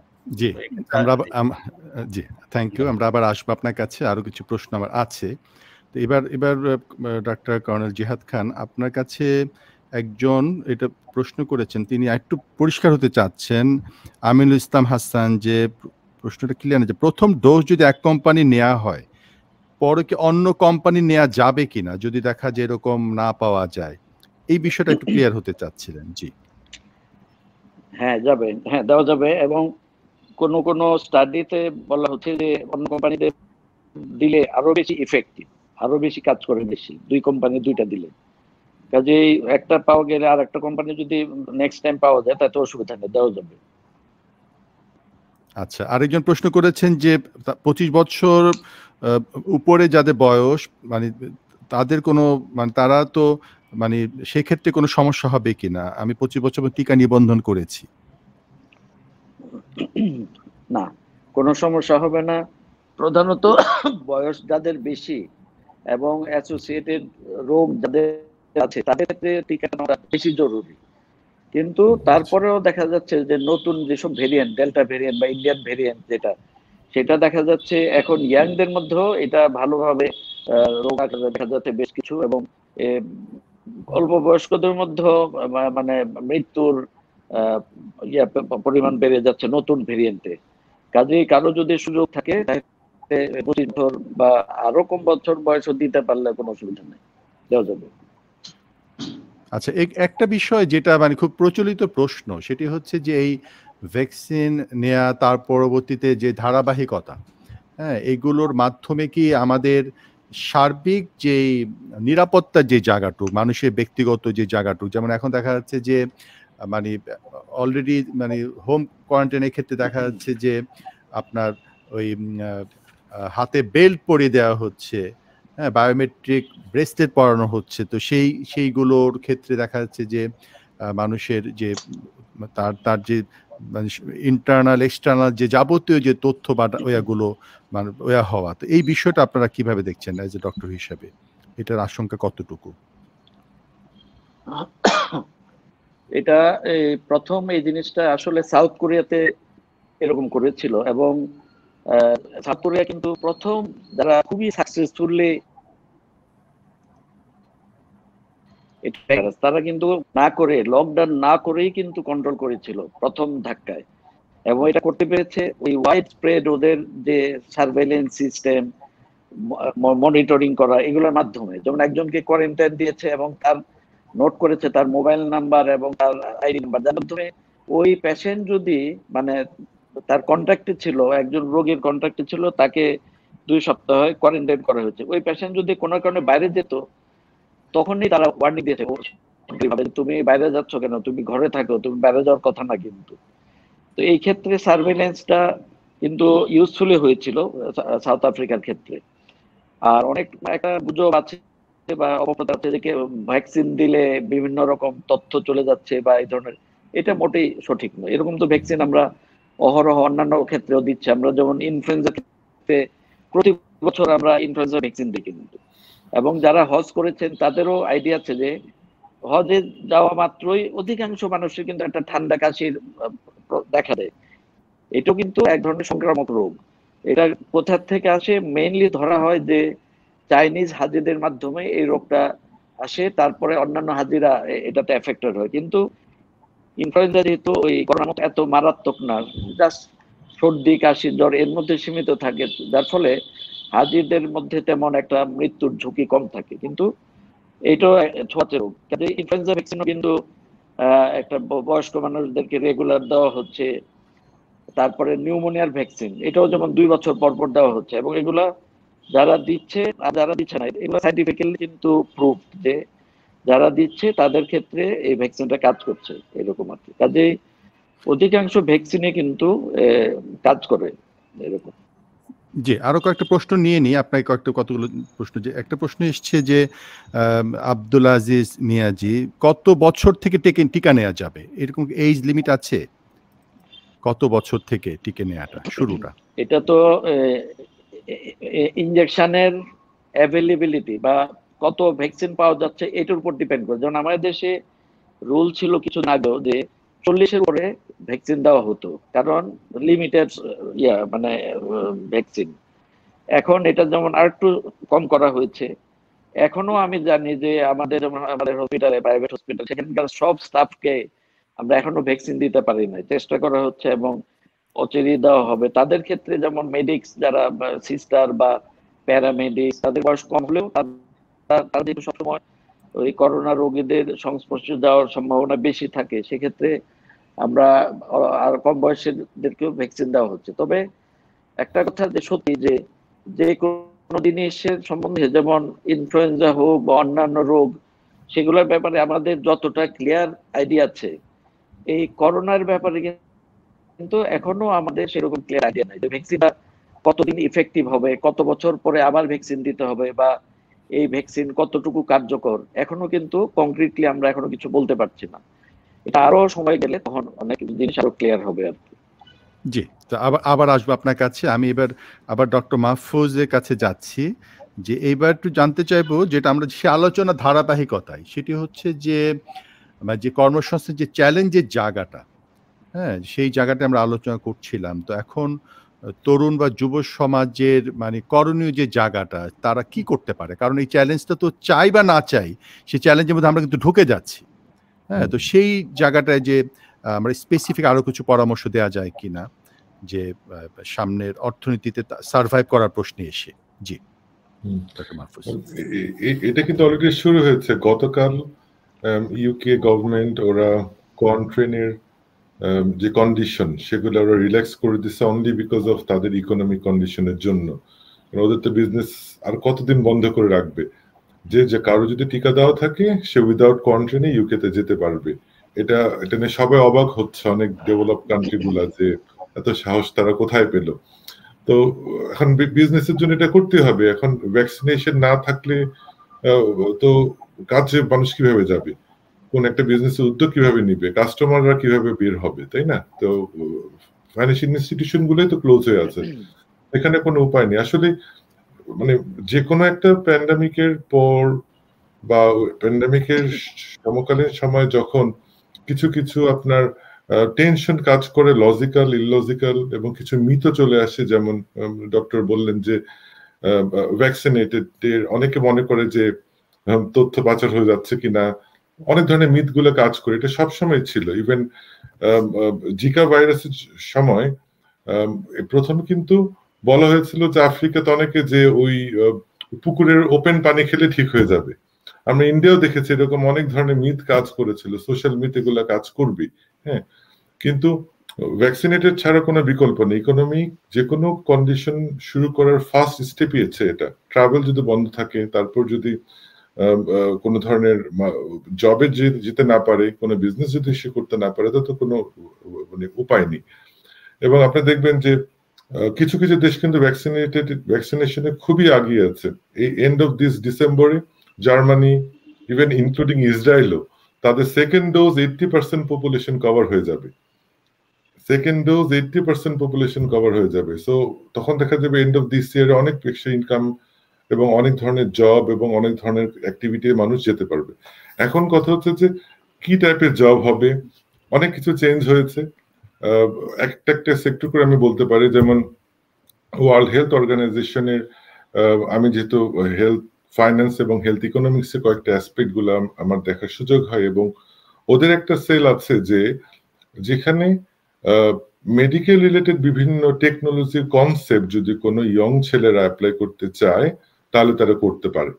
এবং ইন্ডিয়া থেকে প্রচুর অ্যাপ্লিকেশন আসে, পার ইয়ার মোর দেন 5000 এর মতো অ্যাপ্লিকেশন আছে। দেখা যাচ্ছে একজন একটা অ্যাপস করেছে, মোবাইল অ্যাপস, সেই মোবাইল অ্যাপস দিয়ে স্বাস্থ্যের বিভিন্ন তথ্যগুলো দিচ্ছে। সেটা কিন্তু ওয়ার্ল্ড হেলথ অর্গানাইজেশনের অ্যাপ্রুভাল নেওয়া যায়। আমরা সবাই খালি টিকা এবং বিভিন্ন ধরনের টেস্টের কিটসের জন্যই হুয়ের কাছে যাই, আসলে কিন্তু তা না।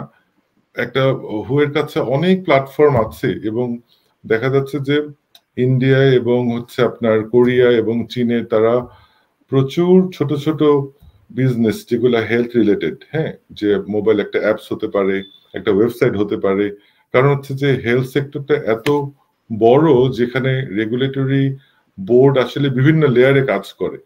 ধরেন এখন একটা তথ্য, আমি স্বাস্থ্য সম্পর্কিত তথ্য আমি কি ফেসবুক থেকে নিব, নাকি আমাদের গভর্নমেন্টের স্বাস্থ্য অধিদপ্তর থেকে নিব, নাকি আমি আপনার গ্লোবাল একটা জার্নাল থেকে নিব।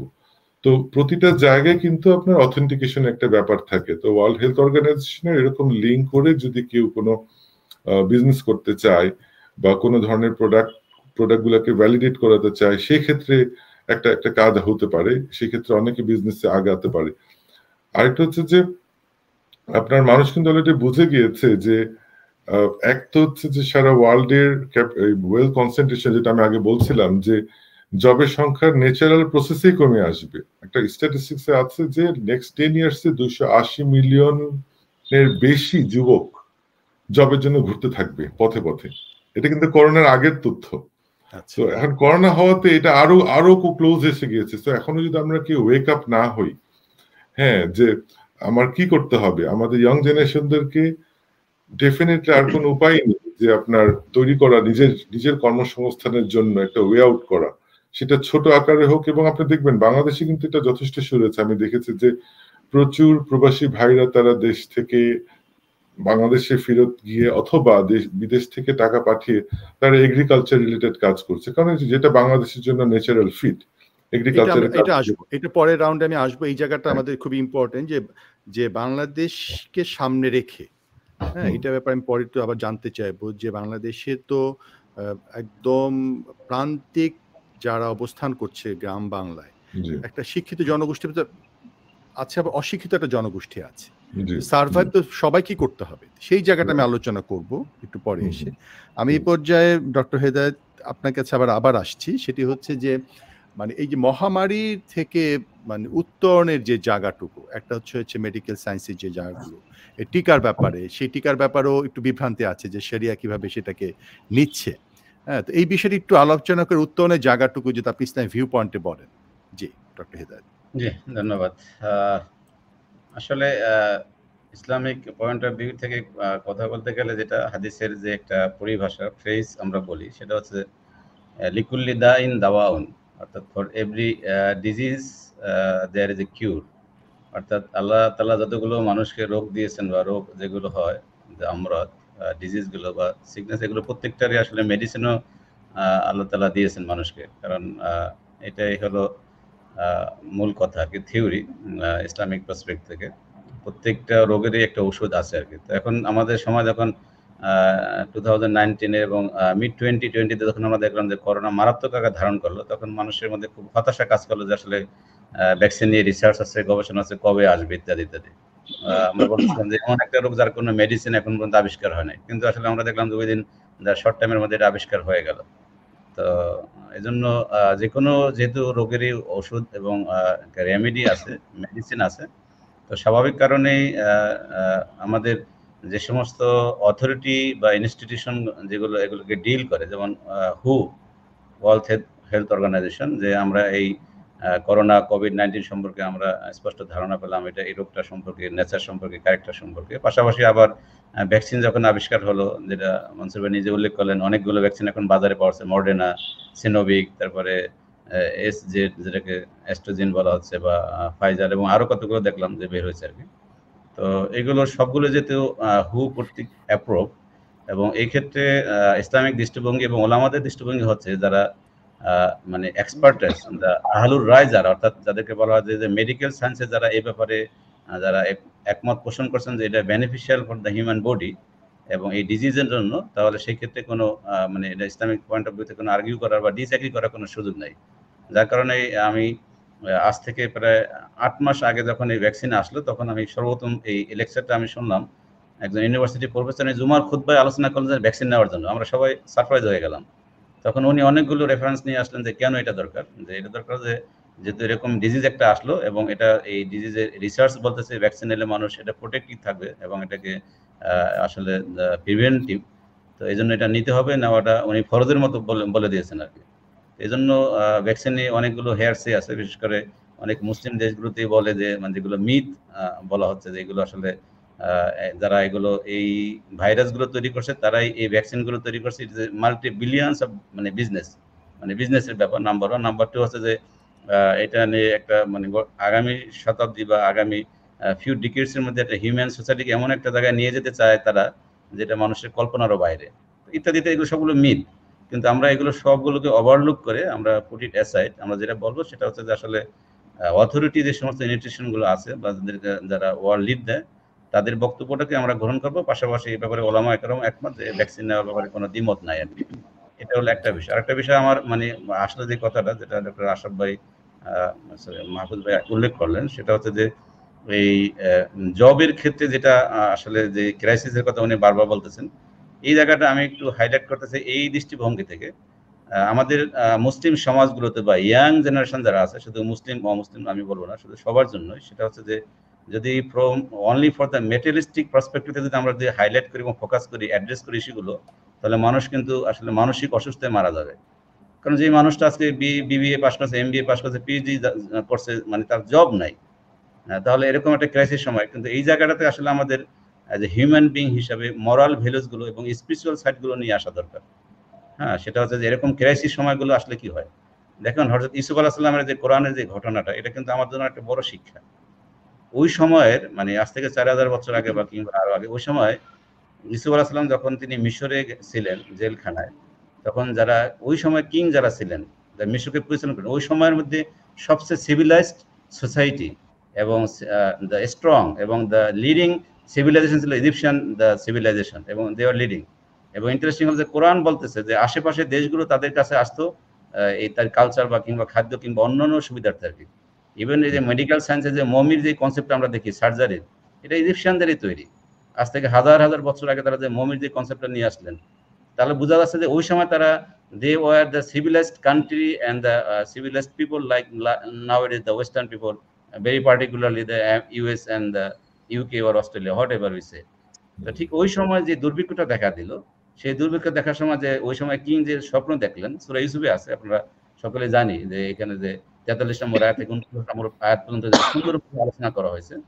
তো সেখানে যে উনি দেখলেন স্বপ্নে যে স্বপ্নের ব্যাখ্যা হচ্ছে যে 7 বছর দুর্ভিক্ষ হবে এবং 7 বছর ফসল উৎপাদন করতে হবে এবং জমা করে রাখতে হবে, কারণ পরে next 7 years will be famine হবে, দুর্ভিক্ষ হবে, এবং তার একটা পরের বছর সেটা অনেক ফসল উৎপাদন হবে, একটা ভালো দিন আসবে আর কি।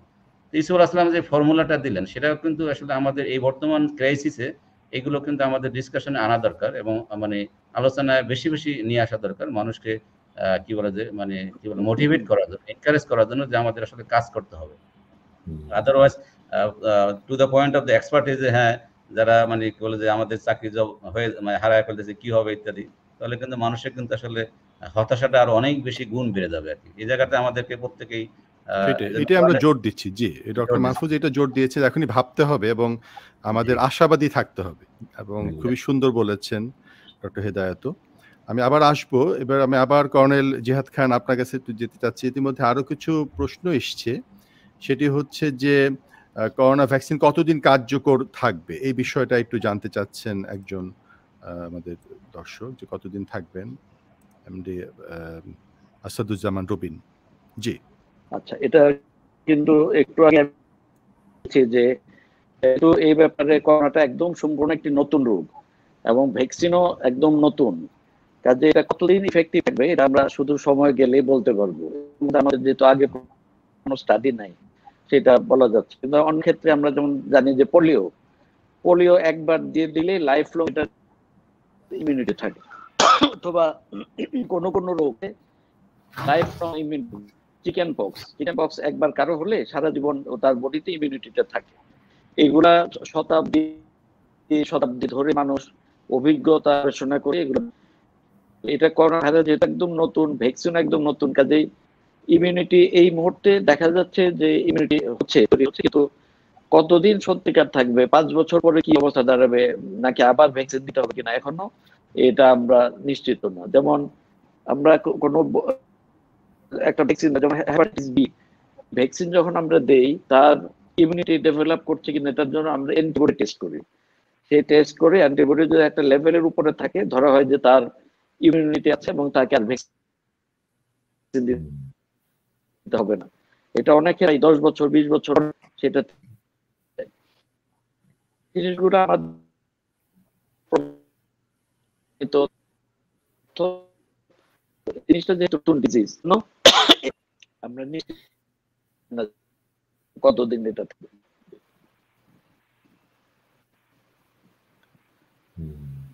জি জি, ঠিক আছে, এই প্রশ্নটা আমরা বুঝতে পারলাম। এরপর আরেকজন একটা প্রশ্ন করেছেন, সেটা হচ্ছে যে তিনি হচ্ছেন জাহিদ বিন নুরুল হক, যে তিনি করোনা থেকে সেরে উঠেছেন, এখন তার করণীয়টা কি, তার ব্যাপারে কোনো পরামর্শ আছে কিনা? সে করোনা থেকে সুস্থ হয়েছেন, সামনের দিনগুলোতে করণীয় জানতে চাচ্ছেন। আমরা জি জি আমরা এটা আমাদের এখন এতদিনে, যেমন প্রথম যখন এই 2019 সালের ডিসেম্বর বের হলো, তারপরে কিন্তু আমাদের তেমন কোনো ডাক্তারদের কোনো অভিজ্ঞতাই ছিল না। তো এখন ইতিমধ্যে আমরা অনেক কিছু জানতে পেরেছি, অনেক গবেষণা হয়েছে এটার উপরে। তো আমরা জানি যে 100 জনের মধ্যে 84 জন ঘরে বসেই চিকিৎসা দেওয়া সম্ভব, যার অক্সিজেন স্যাচুরেশন ফল করবে না 92 উপরে এবং শ্বাসকষ্ট নেই, তাদের জন্য তেমন কোনো চিকিৎসাই লাগে না। আর 15% ক্ষেত্রে হসপিটালে ভর্তি করতে হয়, এবং ক্ষেত্রে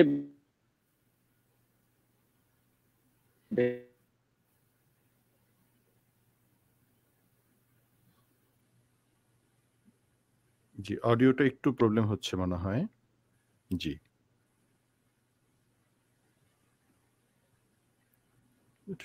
আমার একটু শুনতে অসুবিধা হচ্ছে। জি, আচ্ছা, আপনার কাছে আমরা আবার পরে আসি তাহলে। আমার মনে হয় যে একটু অডিওটা আবার ঠিক হোক। এবার আবার একটু ডক্টর মাহফুজ আশরাফের সাথে যাচ্ছি। সেটি হচ্ছে আমরা যেটা আলাপ করতে চাচ্ছিলাম, সেটা হচ্ছে বাংলাদেশের প্রেক্ষাপটে, বাংলাদেশে যে আমাদের যে আর্থসামাজিক অবস্থা, সেখানে আমরা দেখতে পাচ্ছি যে একটা বড় অংশই কিন্তু গ্রাম মফস্বলে এবং একদম দেখা যায় যে অনুন্নত অঞ্চলে তাদের বাসিন্দা। এবং আমরা যদি শিক্ষা প্রতিষ্ঠানের কথাও বলি, মানে দেখা যাচ্ছে যে এখন কিন্তু বিভিন্ন প্রাইভেট ইউনিভার্সিটিগুলোতে স্টুডেন্ট কিন্তু ড্রপ আউট হচ্ছে। কোথাও তো 20,000 ছিল স্টুডেন্ট, এখন দেখা যাচ্ছে 10,000 কিন্তু হারিয়ে গেছে। এরা কিন্তু আর টাকা দিয়ে পড়তে আসছে না, এরা কিন্তু হয় লেখাপড়া ডিসকন্টিনিউ হয়ে যাবে বা আদার্স কিছু, কিন্তু প্রত্যেকেই বিষয়টা ফেস করছে। তাহলে এই গ্রামে গঞ্জে ছোট ছোট এন্টারপ্রেনারশিপ ডেভেলপ করার জন্য তারা কি করতে পারে, যেখানে সামনের যদি কোনো ধরনের ক্রাইসিস আসলেও যেন ইন্ডিভিজুয়ালি সার্ভাইভ করা যায়, এই বিষয়টি একটু স্পেসিফিক কোনো পরামর্শ আছে কিনা? জি জি, আসলে দেখেন ব্যাপারটা হচ্ছে তো মানে অনেকগুলো জিনিস একত্রে আসলে লিঙ্কড। হ্যাঁ, যে বিশ্ববিদ্যালয় পড়াশোনা কেমন হচ্ছে, প্রাইমারি শিক্ষকে প্রাইমারি এডুকেশন এবং সেকেন্ডারি লেভেলে আমরা কি শিখে আসতেছি, তারপর হচ্ছে জব ক্ষেত্রে। তো সবগুলো অনেকটা হচ্ছে ওই একটা মুক্তার মালার মতো। মানে মুক্তার মালার প্রতিটা আপনার হচ্ছে পুঁথির ভ্যালু আছে, আপনি বলতে পারবেন না যে কোনটার ভ্যালু বেশি বা কোনটা কম। তো এডুকেশন সিস্টেমের সাথে জব এনভায়রনমেন্ট রিলেটেড। তো ওভারঅল বিগত 100 বছরের আমাদের সাথে গ্লোবাল এডুকেশন সিস্টেমটা, মোর স্পেসিফিকলি বিজনেস এডুকেশনটা এত বেশি ধনীদেরকে সার্ভ করার জন্য করা হয়েছে, এন্টারপ্রেনারশিপের কোনো স্পেসই নাই। ইভেন একটা ডক্টর সে মেডিসিনে এক্সপার্ট হচ্ছে, কিন্তু তাকে কোনোদিন ট্রিটমেন্ট মানে ওই রকম টিচিং দেওয়া হয় না যে সে কিভাবে একটা হসপিটাল করবে, সে একটা হসপিটালে কিভাবে বেস্ট ডক্টর হবে, কিভাবে একটা হসপিটালের বেস্ট সার্জন হবে, সেটাই ফোকাস করা হয়। কিন্তু হসপিটাল করার জন্য কারা করবে? এই জন্য ওই যে ওই ওয়ার্ল্ডে 5% যে ধনী গ্রুপগুলা যারা হচ্ছে ওয়েল কনসেন্ট্রেট করে আছে, তাদের জন্যই এডুকেশন সিস্টেম গুলো ডেভেলপ হয়েছে। এখন আমাদের দেশে চলে আসি, আমাদের এই পুরো সাবকন্টিনেন্টে যে জিনিসটা বিগত আপনার 20 থেকে 30 বছর ধরে যে সেক্টরটা সবচেয়ে অবহেলিত, এবং যেটার জন্যই আজকে আমার একটা ওপিনিয়ন এবং কিছু গবেষণা আছে যে এডুকেশন সিস্টেমটা থেকে আমরা কারিগরি শিক্ষা যেটাকে আমরা বলি ভোকেশনাল এডুকেশন, সেটা কিন্তু অলমোস্ট ডেড বাংলাদেশে এবং পুরো সাবকন্টিনেন্টে পুরো ডেড। তাতে কি হচ্ছে, যে আমরা আমাদের নিজের কাজ নিজে করতে পারছি না। হ্যাঁ, আমরা কিন্তু হাতের কাজ কম শিখতেছি। যে জিনিসটা হচ্ছে ওয়েস্টার্ন কান্ট্রিতে পুরো অপোজিট। ওয়েস্টার্ন কান্ট্রিতে দেখা যাচ্ছে যে লেস দেন 12% এইচএসসি পাসরা ইউনিভার্সিটিতে যায়। হ্যাঁ, আর আমাদের দেশে আমার মনে হয় যে লেস দেন 5% ভোকেশনাল এডুকেশনে যায়, জাস্ট অপোজিট। এখন কথা হচ্ছে তাহলে তারা এত উন্নত হলো কিভাবে? তারা তো এত বড় বড় ডাক্তার প্রডিউস করছে না, তারা তো এত বড় বড় পিএইচডি ধারী প্রডিউস করতেছে না, এত বড় বড় ইঞ্জিনিয়ার প্রডিউস করতেছে না, তাহলে তারা কিভাবে হলো? ওরা হচ্ছে আমাদের ডেভেলপিং কান্ট্রি থেকে মাইগ্রেন্ট পিপল নিয়ে, আমাকে হয়তো আমি এখানে আসছি, আমি তো লেখাপড়ার জন্য এখানে আসা এবং কোনো একটা সুযোগ এখানে থেকে যাওয়া কর্মক্ষমের জন্য। তো আমাদের দেশে কারিগরি শিক্ষাটা টোটালি অবহেলিত এবং এটা কোনোভাবেই এটা মেইন স্ট্রিমে আসতে পারেনি, যেটা খুবই দুঃখজনক। এবং সবচেয়ে আমার যেটা কষ্ট লাগে সেটা হচ্ছে যখন দেখি যে একটা ছেলে বিবিএ এমবিএ করলো, লাখ লাখ টাকা তাদের প্যারেন্টসরা খরচ করলো পড়াশোনা করার জন্য, তারপর সে বেকার, এবং যদি সে কাজ করে সে ওই গ্রামে গিয়ে দেখা যাচ্ছে যে মাছ গবাদি পশু এগুলা চাষ করতেছে। ডেফিনেটলি এগুলো ভালো, কিছু তো করে খেতে হবে, কিন্তু তাহলে সে এতটা সময় নষ্ট করলো কেন? সে ইউনিভার্সিটিতে পড়াশোনা করলো, এত কিছু করলো, আর এই গবাদি পশু বা ফার্মিং এর জন্য তো এত এডুকেশন দরকার ছিল না, তো সেটা পরে করতে পারতো। তো এবং এটা কোনো হেল্প নেই। এবং আপনি দেখেন এরপরে আমাদের দেশে কিন্তু যে কারিগরি শিক্ষার একটা এডুকেশন সিস্টেম নাই, তারপর ধরেন ও একটা ওর একটা স্কিল আছে, এখন ও বিজনেস করতে যাবে, ওকে কে ফাইন্যান্স করবে? কেউ করবে না। কারণ হচ্ছে যেহেতু আমাদের কোলাটেরাল বেস ফাইন্যান্স সিস্টেমটা, হ্যাঁ, যে অ্যাসেট বেস, যার হাতে টাকা আছে তাকে দেওয়া হবে, যেটা এমন বলে যে তেল মাথায় তেল দাও, এটাই হচ্ছে আমাদের ফাইন্যান্স সিস্টেমটা। কিন্তু স্কিলের উপরে কোনো ফান্ডিং নাই গ্লোবালি। ফর এক্সাম্পল, আমার একটা জমি আছে গ্রামে, সেখানে আমি কিন্তু একজনকে বর্গা দিব, এবং ওই বর্গা চাষি কিন্তু সে দেখা যাচ্ছে 20 বছর ধরে সাকসেসফুলি প্রোডাক্ট করতেছে আমার জন্য, ঠিক আছে, কিন্তু ওই বর্গা চাষি যখন একটা জমি কিনতে যাবে ওকে দিবে না লোন। ও যদি বলে যে না আমার স্কিল আছে, আমি তো সাকসেসফুলি প্রোডাক্ট ডেভেলপ করতে পারি, আমাকে ফাইন্যান্স দাও, দিবে না। তো এই জন্য আমি মনে করি যে যদি প্রথমে হচ্ছে ইয়াং ছেলেদেরকে তাদের কারিগরি শিক্ষার দিকে অবশ্যই ফোকাস রাখতে হবে। এটা একটা প্যারালাল স্কিল। তার মানে সে বিবিএ করুক, এমবিএ করুক, ইঞ্জিনিয়ার হোক, ডাক্তার হোক, কোনো প্রবলেম নেই, কিন্তু একটা কারিগরি শিক্ষা যদি থাকে তাহলে কিন্তু সেই দুঃসময়ে নিজেকে ট্যাকেল দিতে পারে। হ্যাঁ, এবং দেখেন এটা কিন্তু বাংলাদেশে হয়েছে, অনেক শিক্ষিত ছেলে এখন উবার চালাচ্ছে, তাই না? অনেকে ডেলিভারি দিচ্ছে, ওরা কিন্তু উপায় না পেয়ে হচ্ছে। কিন্তু ও যদি আজকে ফর এক্সাম্পল সে যদি একটা ইলেকট্রিশিয়ান হতো, সে যদি একটা আপনার হাতের অন্যান্য কাজগুলো শিখতো, হ্যাঁ, সে যদি একটা 3D ডিজাইনার হতো, হ্যাঁ, একটা মানে 3D ডিজাইনার হতে হওয়ার জন্য তাহলে কম্পিউটার সায়েন্স পড়তে হয় না, বিজনেস হতে হয়। তো যে কোনো কারিগরি শিক্ষাটা যদি এখন সামনে আসে, এটাকে যদি ফ্রন্ট লাইনে আনা যায়, তাহলে হচ্ছে আমি মনে করি যে ছেলের একটা স্কোপ খুঁজবে।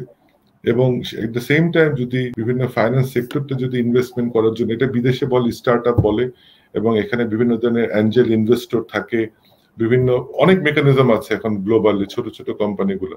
তো আমাদের দেশের ছেলেদের জন্য বা আমাদের দেশে তো এগ্রিকালচার নির্ভর, এটা আমাদের জন্য রিলেটিভলি ইজি, কারণ আমাদের দেশে তো বড় কোনো ইন্ডাস্ট্রি নাই এবং ল্যান্ড অনেক বেশি নেই। এগ্রিকালচার কিন্তু অত বড় বড় গবাদি, যেমন ওয়েস্টার্ন কান্ট্রিতে দেখা যাচ্ছে যে মাইলকে মাইল জমি আছে, ওইখানে গবাদি বেশি হচ্ছে, কিন্তু আমাদের দেশে তো ছোট জায়গাতে সব করতে হচ্ছে। ইভেন আমরাও খাদ্য স্বয়ংসম্পূর্ণ না, কিন্তু আমাদের লেস দেন 40% খাবার আমরা গ্রো করতে পারি, বাকি সব তো আনতে হয় তো জনসংখ্যার জন্য। তো যেটা করা উচিত যে এই দেখেন আপনি মোবাইল কোম্পানিগুলো দেখেন, গ্রামীণ ফোনের যে পরিমাণ ট্যাক্স দেয়, one of the best tax payer. তো আমাদের ছেলেরা কিন্তু অনেক আইটি রিলেটেড কাজ করতে তারা পারে। তারপর ঠিক এট দ্য সেম টাইম ধরেন এখন যে আপনার ডেলিভারি অনেক সিস্টেম গুলো আছে, তারপর গবাদি পশু থেকে শুরু করে অ্যানিমেল হাজবেন্ডারি এবং ডিফারেন্ট মেডিকেল রিলেটেড অনেক কাজ তারা করতে পারে। কিন্তু সবগুলোর জন্য একটা ট্রেনিং দরকার, সেটা আমি মনে করি যে এইচএসসি থেকেই সবার একটা ডিপ্লোমা বা কোনো ধরনের একটা কারিগরি শিক্ষার প্যারালে তাদের রাখা উচিত, যাতে সে নিজে একটা কিছু করতে পারে এবং ওইটাই তার মেইন প্ল্যাটফর্ম হয়। খুবই সুন্দর সুন্দর সুন্দর পরামর্শ আসলো। আমি এবার আবার ডক্টর হেদায়েতের কাছে আমি আবার যাব। সেটি হচ্ছে যে আপনার একটা হাদিস যেটা আলোচনা হয় সেটি হচ্ছে যে এরকম মহামারীর পরে দুর্ভিক্ষ আসবে, কিয়ামত আমি শেষ জামানা কথা। আসলে এটা তো সত্য যে আমরা শেষ নবীর উম্মত, এবং সে উম্মত হিসেবে আমরা তো শেষ জামানার কিছু সিমটমও দেখতে পাচ্ছি। তো সেই জায়গা থেকে এইটা একটা মহামারী হলে এরপরে সেই দুর্ভিক্ষের আশঙ্কাটা কি কিছুটা থেকে যায়, নাকি এটাকে আপনি কিভাবে দেখছেন, যে একটু যদি বলেন। জি, ধন্যবাদ। আসলে এই কিয়ামতের আলামত এবং যে তার আগে যে দুর্ভিক্ষ হবে এ ব্যাপারে অসংখ্য অনেকগুলো হাদিস আসলে আছে। তো এর মধ্যে একটি উল্লেখযোগ্য হাদিস আমরা যেটা সবসময় আসলে বলে থাকি, সেটা হচ্ছে যে কিয়ামতের আগে যেই আগের কথা আর কি। তো আমাদের কথা হচ্ছে যে আসলে কিয়ামত হবে, ইট ইজ অ্যাবসলিউট ট্রুথ, এবং কিয়ামতের যে আলামত আমাদের মাঝে যে মানে দৃশ্যমান সেটাও কিন্তু অনেকগুলো আছে আর কি। এবং দুর্ভিক্ষ কথা যেটা বলা হচ্ছে সেটা কি এক্স্যাক্টলি এই এখনই যেটা আমরা ফেস করতে যাচ্ছি এই মানে কোভিড-19 এবং পোস্ট করোনা যে ওয়ার্ল্ড আসতেছে, ফ্যামিন আমরা আশঙ্কা করতেছি, অনেকেই করতেছেন আর কি, এটাই কি সেটা কিনা এই ব্যাপারে কোনো অ্যাবসলিউট আমাদের কাছে কোনো মানে মানে এভিডেন্স নাই। কিন্তু যেটা আছে সেটা হচ্ছে যে ফর শিওর যে কিয়ামতের আলামত এটা আছে, এটা এই ব্যাপারে আমাদের বিশ্বাসও অ্যাবসলিউট ট্রুথ এবং এবারে কোনো ডাউট নাই। তো এখন কথা হলো যে মহামারী যদি এসেই থাকে তাহলে এটা কি কিয়ামতের আলামত বা কিয়ামতের আগে যে দুর্ভিক্ষ হবে, মহামারী হবে, এটা কি সেটা কিনা এই ব্যাপারে আসলে এক একজনের বা এক এক স্কলার এক রকম বক্তব্য আছে। কিন্তু আমি যে কথাটা বলবো সেটা হচ্ছে যে মানে আবার রিপিট করছি যে এই সম্পর্কে যে হাদিস আছে it is absolute truth, but কিন্তু এটাই সেটা কিনা এই ব্যাপারে আমরা মানে অ্যাবসলিউট ট্রুথ আকারে বলতে পারি না, হতে পারে না হতে পারে। কিন্তু আমাদের যেটা বিশ্বাস থাকবে এবং করা দরকার সেটা হচ্ছে যে এরকম ক্রাইসিস আসলে যেটা মহামারী বা এই দুর্ভিক্ষর আশঙ্কা, সেটা আমাদের আসলে যে ইসলামী যে দৃষ্টিভঙ্গি পয়েন্ট অফ ভিউ থেকে আমি বলবো যে দেখুন আল্লাহ সুবহানাহু ওয়া তাআলা সূরা আল তাওবার 105 নম্বর আয়াতে আল্লাহ তাআলা বলছেন যে কুলি আমালু ফাসায়ারাল্লাহু আমালাকুম ওয়া রাসূলুহু, যে অর্থাৎ যদি এর খুব শাব্দিক অর্থ আমরা করি তার অর্থ যে আল্লাহ রাসূল সাল্লাল্লাহু আলাইহি ওয়াসাল্লাম কে বলছেন তুমি বলে দাও হে রাসূল যে তোমরা আমালু তোমরা কাজ করো, কর্ম করো, হ্যাঁ, ফাসায়ারাল্লাহু আমালাকুম ওয়া রাসূলুহু, আল্লাহ তোমাদের কাজ দেখছেন এবং তার রাসূলও দেখছেন। তো এখন এই যে কাজের কথা, কর্মের কথা যেটা আসলো, যে আমরা এখানে বলতে চাচ্ছি যে আসলে যে ভোকেশনাল কর্মের কথা কিংবা যার যেটা আছে, কিন্তু আমাদের এই কাজের ক্ষেত্রে আসলে আমি একটা হাদিসে উল্লেখ করতে চাই যে আসলে এই ধরনের পরিস্থিতিতে যে আমরা যে মহামারী ফেসই করি, তো মহামারী ফেস করলে আসলে আমাদের মানে যেটা করণীয় যে আমাদের কাজ করতে হবে আর কি। এখন কাজের ক্ষেত্রে আমাদের এটা বাংলাদেশের কনটেক্সটে আমরা বলবো সেটা হলো আমাদের খুব মানে ইস্যু যেটা সেটা হলো প্রেস্টিজ ইস্যু আর কি। যেমন ডক্টর মাহফুজ ভাই বললেন যে একজন ভাই এমএ পাস করে এখন মানে গ্রাফ চালাচ্ছে, কিংবা যেটা বাংলাদেশে এখন মানে বাইক পাওয়া যাচ্ছে আর কি, যে এটা চালাচ্ছেন আর কি। কিন্তু কথা হলো যে আমরা অনেক সময় দেখতে পাচ্ছি যে আমি মালয়েশিয়ান কনটেক্সটে একটা কথা বলবো, সেটা হচ্ছে যে আমি একদিন ট্যাক্সি ড্রাইভারে উঠছি, তিনি একজন রিটায়ার্ড পারসন, মানে বিশ্ববিদ্যালয়ের প্রফেসর, মানে প্রফেসর মানে ডাক্তার আসলে, একজন মানে কি বলে যে নিউরোলজিস্ট প্রফেসর রিটায়ার্ড করছেন আর কি। তো ওনার সাথে কনভার্স করতে করতে দেখলাম যে উনি তো আসলে রিটায়ার্ড করার মাত্র, কিন্তু দেখতে খুব লোক লাগে ভেরি ইয়াং, কিন্তু একজন ডাক্তার মানুষ, হেলথ কনসিয়াস মানুষ। তাই আমি বলতে তুমি এখন কাজ করা কি বল, তুমি তো রিটায়ার্ড করছো। বলছে উনি বলতেছেন একটা হাদিসের কথা দিয়ে, বলছে যে হাদিসে তো আছে যে তোমার জন্য বেস্ট দ্য মিল বা লোকমা হচ্ছে ওইটা যেটা তুমি নিজে কামাই করো এবং খাও, পরিশ্রম করে খাওয়াকে। তো আমি এখনো রিটায়ার করলে কি হবে, আমার তো আমি কাজ করে খেতে চাচ্ছি। তাই তোমার তো অনেক ব্যাংক ব্যালেন্স আছে, তুমি ডাক্তার ছিলে, রিটায়ার করছো, পেনশন আছে। বলছে দেখো আগে আমি যে ইনকাম ছিল সেটা আমি একটা ভালো পারপাসে খরচ করতাম, এখনো করে যাচ্ছি, কিন্তু আমার যাতে স্যালারি তো আগের মতো হচ্ছে না। এখন আমি এইটা এই ট্যাক্সি মানে অবসর সময় এটা করে আমি এটাকে ব্যাকআপ দিচ্ছি আর কি। এই যে দেখেন এটা বাংলাদেশের কনটেক্সটে এটা চিন্তাও করা যায় না। মানে একজন নিউরোলজিস্ট, একজন প্রফেসর, উনি বিশ্ববিদ্যালয়ে প্র্যাকটিস করতেন এবং রিটায়ার করার পরে এই ট্যাক্সি চালাচ্ছেন আর কি, মানে চিন্তা করা যায়। তো আমাদের দেশে যেটা আসলে করা দরকার সেটা হলো যে কোনো পরিস্থিতি হোক, যে কোনো কাজের ক্ষেত্রেই আমাদের এই ভারসাম্যটা রক্ষা করা দরকার, যে কাজে আর কি। কারণ যেটা আপনিও বললেন মানসুর ভাই, যে মানে সবচেয়ে উত্তম খাবার এবং মানে ডিনার বা মিল তো সেটা যেটা আমি নিজে পরিশ্রম করে খাই আর কি, রাসূল সাল্লাল্লাহু আলাইহি ওয়াসাল্লামের হাদিস আর কি। এই জন্য আমাদের যেটা করণীয় সেটা হচ্ছে যে আমরা এই ক্ষেত্রে আসলে যে কোনো কাজকে আমরা উপেক্ষা করবো না আর কি। যদি এরকম মানে মহামারী দেখা যায়, আমি অনেককে চিনি এখানে, মানে পার্সোনাল গল্প নয়, যাদের আমি নিজে এটা মানে যাদের শেয়ার করছেন আমার সাথে, যাদের এই করোনার আগে তাদের বেতন ছিল 1 লক্ষ টাকা ইনকাম ছিল বা তারও বেশি, কিন্তু করোনার পরিস্থিতির কারণে তাদের ইনকাম বাংলাদেশি টাকায় 25,000 টাকা হয়ে গেছে, কিন্তু তারা আগের মতোই কিন্তু সংসার করতেছেন, চালাচ্ছেন আর কি। কিভাবে করতেছেন? আগে তারা হয়তো 3 বেলা খেতেন, এখন হয়তো 2 বেলা খায়। আগে হয়তো কয়েক আইটেম তরকারি খেতেন, এখন সেভাবে তারা বাজেট করছেন এবং ফ্যামিলি মেম্বারদের সেভাবে সাজিয়ে নিতে হবে। জি, সাজিয়ে নিচ্ছেন আর কি। এবং আমরা সেই ক্ষেত্রে দেখবো যে আসলে মানুষের প্রয়োজনটা কি, মানুষের প্রয়োজনটা যদি আমরা আসলে যদি লাক্সারিয়াস এবং মেটেরিয়ালিস্টিক চিন্তা থেকে করি যে আমার এখন আমি টয়োটা গাড়ি চালাই, আমার আসলে একটা মার্সিডিজ কিনতে হবে, তাহলে কিন্তু আমার নিডের এবং ডিজায়ারের কিন্তু শেষ নাই।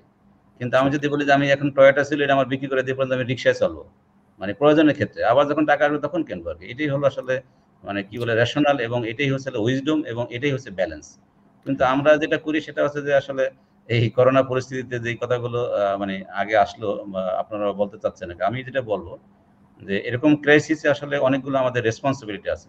একটা হলো যে স্টেটের আছে, আর সরকার যারা পরিচালনা তাদের, এবং সরকার সবগুলো পারবে না। আমাদের মধ্যে বাংলাদেশের কন্টেক্সটে যদি কথা বলি, তা আমরা ধরেন একটা উদাহরণ দিই যে একজন মানুষ অসুস্থ হলেন, তিনি হাসপাতালে আইসিইউতে মানে নেওয়া দরকার, কিন্তু বেড পাচ্ছেন না। উনি আরেক হসপিটালে কন্ট্যাক্ট করলেন যে তাদের সাথে, মালয়েশিয়ান কন্টেক্সটে উদাহরণস্বরূপ বলতেছে যে তাদের কন্ট্যাক্ট হলো বাংলাদেশি টাকায় 50 লক্ষ টাকা, 2 লক্ষ রিঙ্গিত। কিন্তু একটু পরে ওই হসপিটাল জানা যে না, আমরা আর সিট নাই, দিতে পারবো না। কিন্তু ওই রোগীটা হয়তো মারাই গেলেন। তার এই যে 50 লক্ষ টাকা, ধরেন এরকম অনেক আছে, কিন্তু কবরে নিয়ে যেতে পারেন নাই। অর্থাৎ মৃত্যু কিন্তু আসবে অবসলিউট ট্রুথ। আমরা করোনার শুরুতে বাংলাদেশে দেখছি অনেক বড় ধনকুবে যারা হাজার হাজার কোটি টাকার মালিক, তারাও কিন্তু আসলে এরকম সার্ভাইভ করতে চেয়েছেন, কিন্তু পারেননি। জাযাকাল্লাহ। জি, তো আমরা লাস্ট রাউন্ডে আসবো, তখন আমি আপনাকে মানে এই সমকালীন যে বিষয়টা, এটা শেষ আলোচনা আপনাকে জানবো, এই জায়গা থেকে আমি আপনাকে আবার শুনবো ইনশাল্লাহ। তো জি, তো আমি লাস্টে একটু শেষ রাউন্ডে যেতে চাচ্ছি। প্রথমেই ডক্টর প্রফেসর জিহাদ খান, আপনাকে মানে একজন জিজ্ঞেস করেছেন, প্রশ্ন করেছেন, সেটি হচ্ছে যে শাহরুল ইসলাম, যে ভ্যাকসিনেশনের আগে এবং পরে কোনো ধরনের মানে আপনার পরামর্শ আছে কিনা, গাইডলাইন আছে কিনা, যে মানে টিকা নেওয়ার পূর্বে প্রস্তুতিটা কি হওয়া উচিত, এবং টিকা নেওয়ার পরে দেখা যায় একটু জ্বর আসে বা একটু শরীরটা খারাপ হয়, তো সেই ক্ষেত্রে আপনার কোনো পরামর্শ? জি,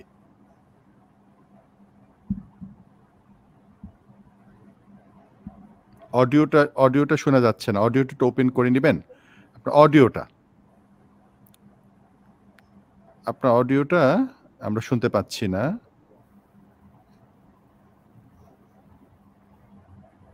আপনার অডিওটা না, শোনা যাচ্ছে না। আপনি একটু এক্সিট করে আপনার অফ করে আবার একটু আসেন। জি, একটু অফ করে আবার আসেন। জি, তো আমি ঠিক আছে, জিহাদ খান আবার যুক্ত হবেন। জি, তো আমি একটু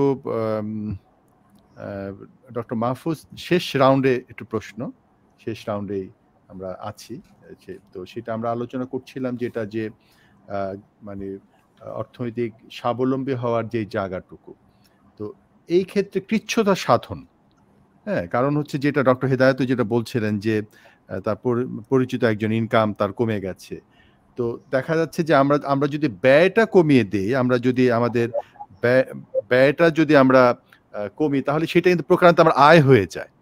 হ্যাঁ, তো এইটার সাথে যেটা মানিয়ে চলা, এই একটা বিষয় যে আমরা সেটাকে আমরা কিভাবে করতে পারি। আর সেকেন্ড হচ্ছে যেটা যে মানে স্টেক হোল্ডার যারা আছে, আমি যদি সরকারের পলিসির কথা বলি, এবং যারা সমাজে ম্যাটার করে, তাদেরও তো কিছু দায়িত্বের জায়গাগুলো আছে, সেই ক্ষেত্রেও কোনো পরামর্শ, এবং সর্বশেষ যদি কোনো স্পেসিফিক পরামর্শ থাকে যেগুলো আমাদের আর্থসামাজিকের অবস্থাকে প্রেক্ষাপটে যেটা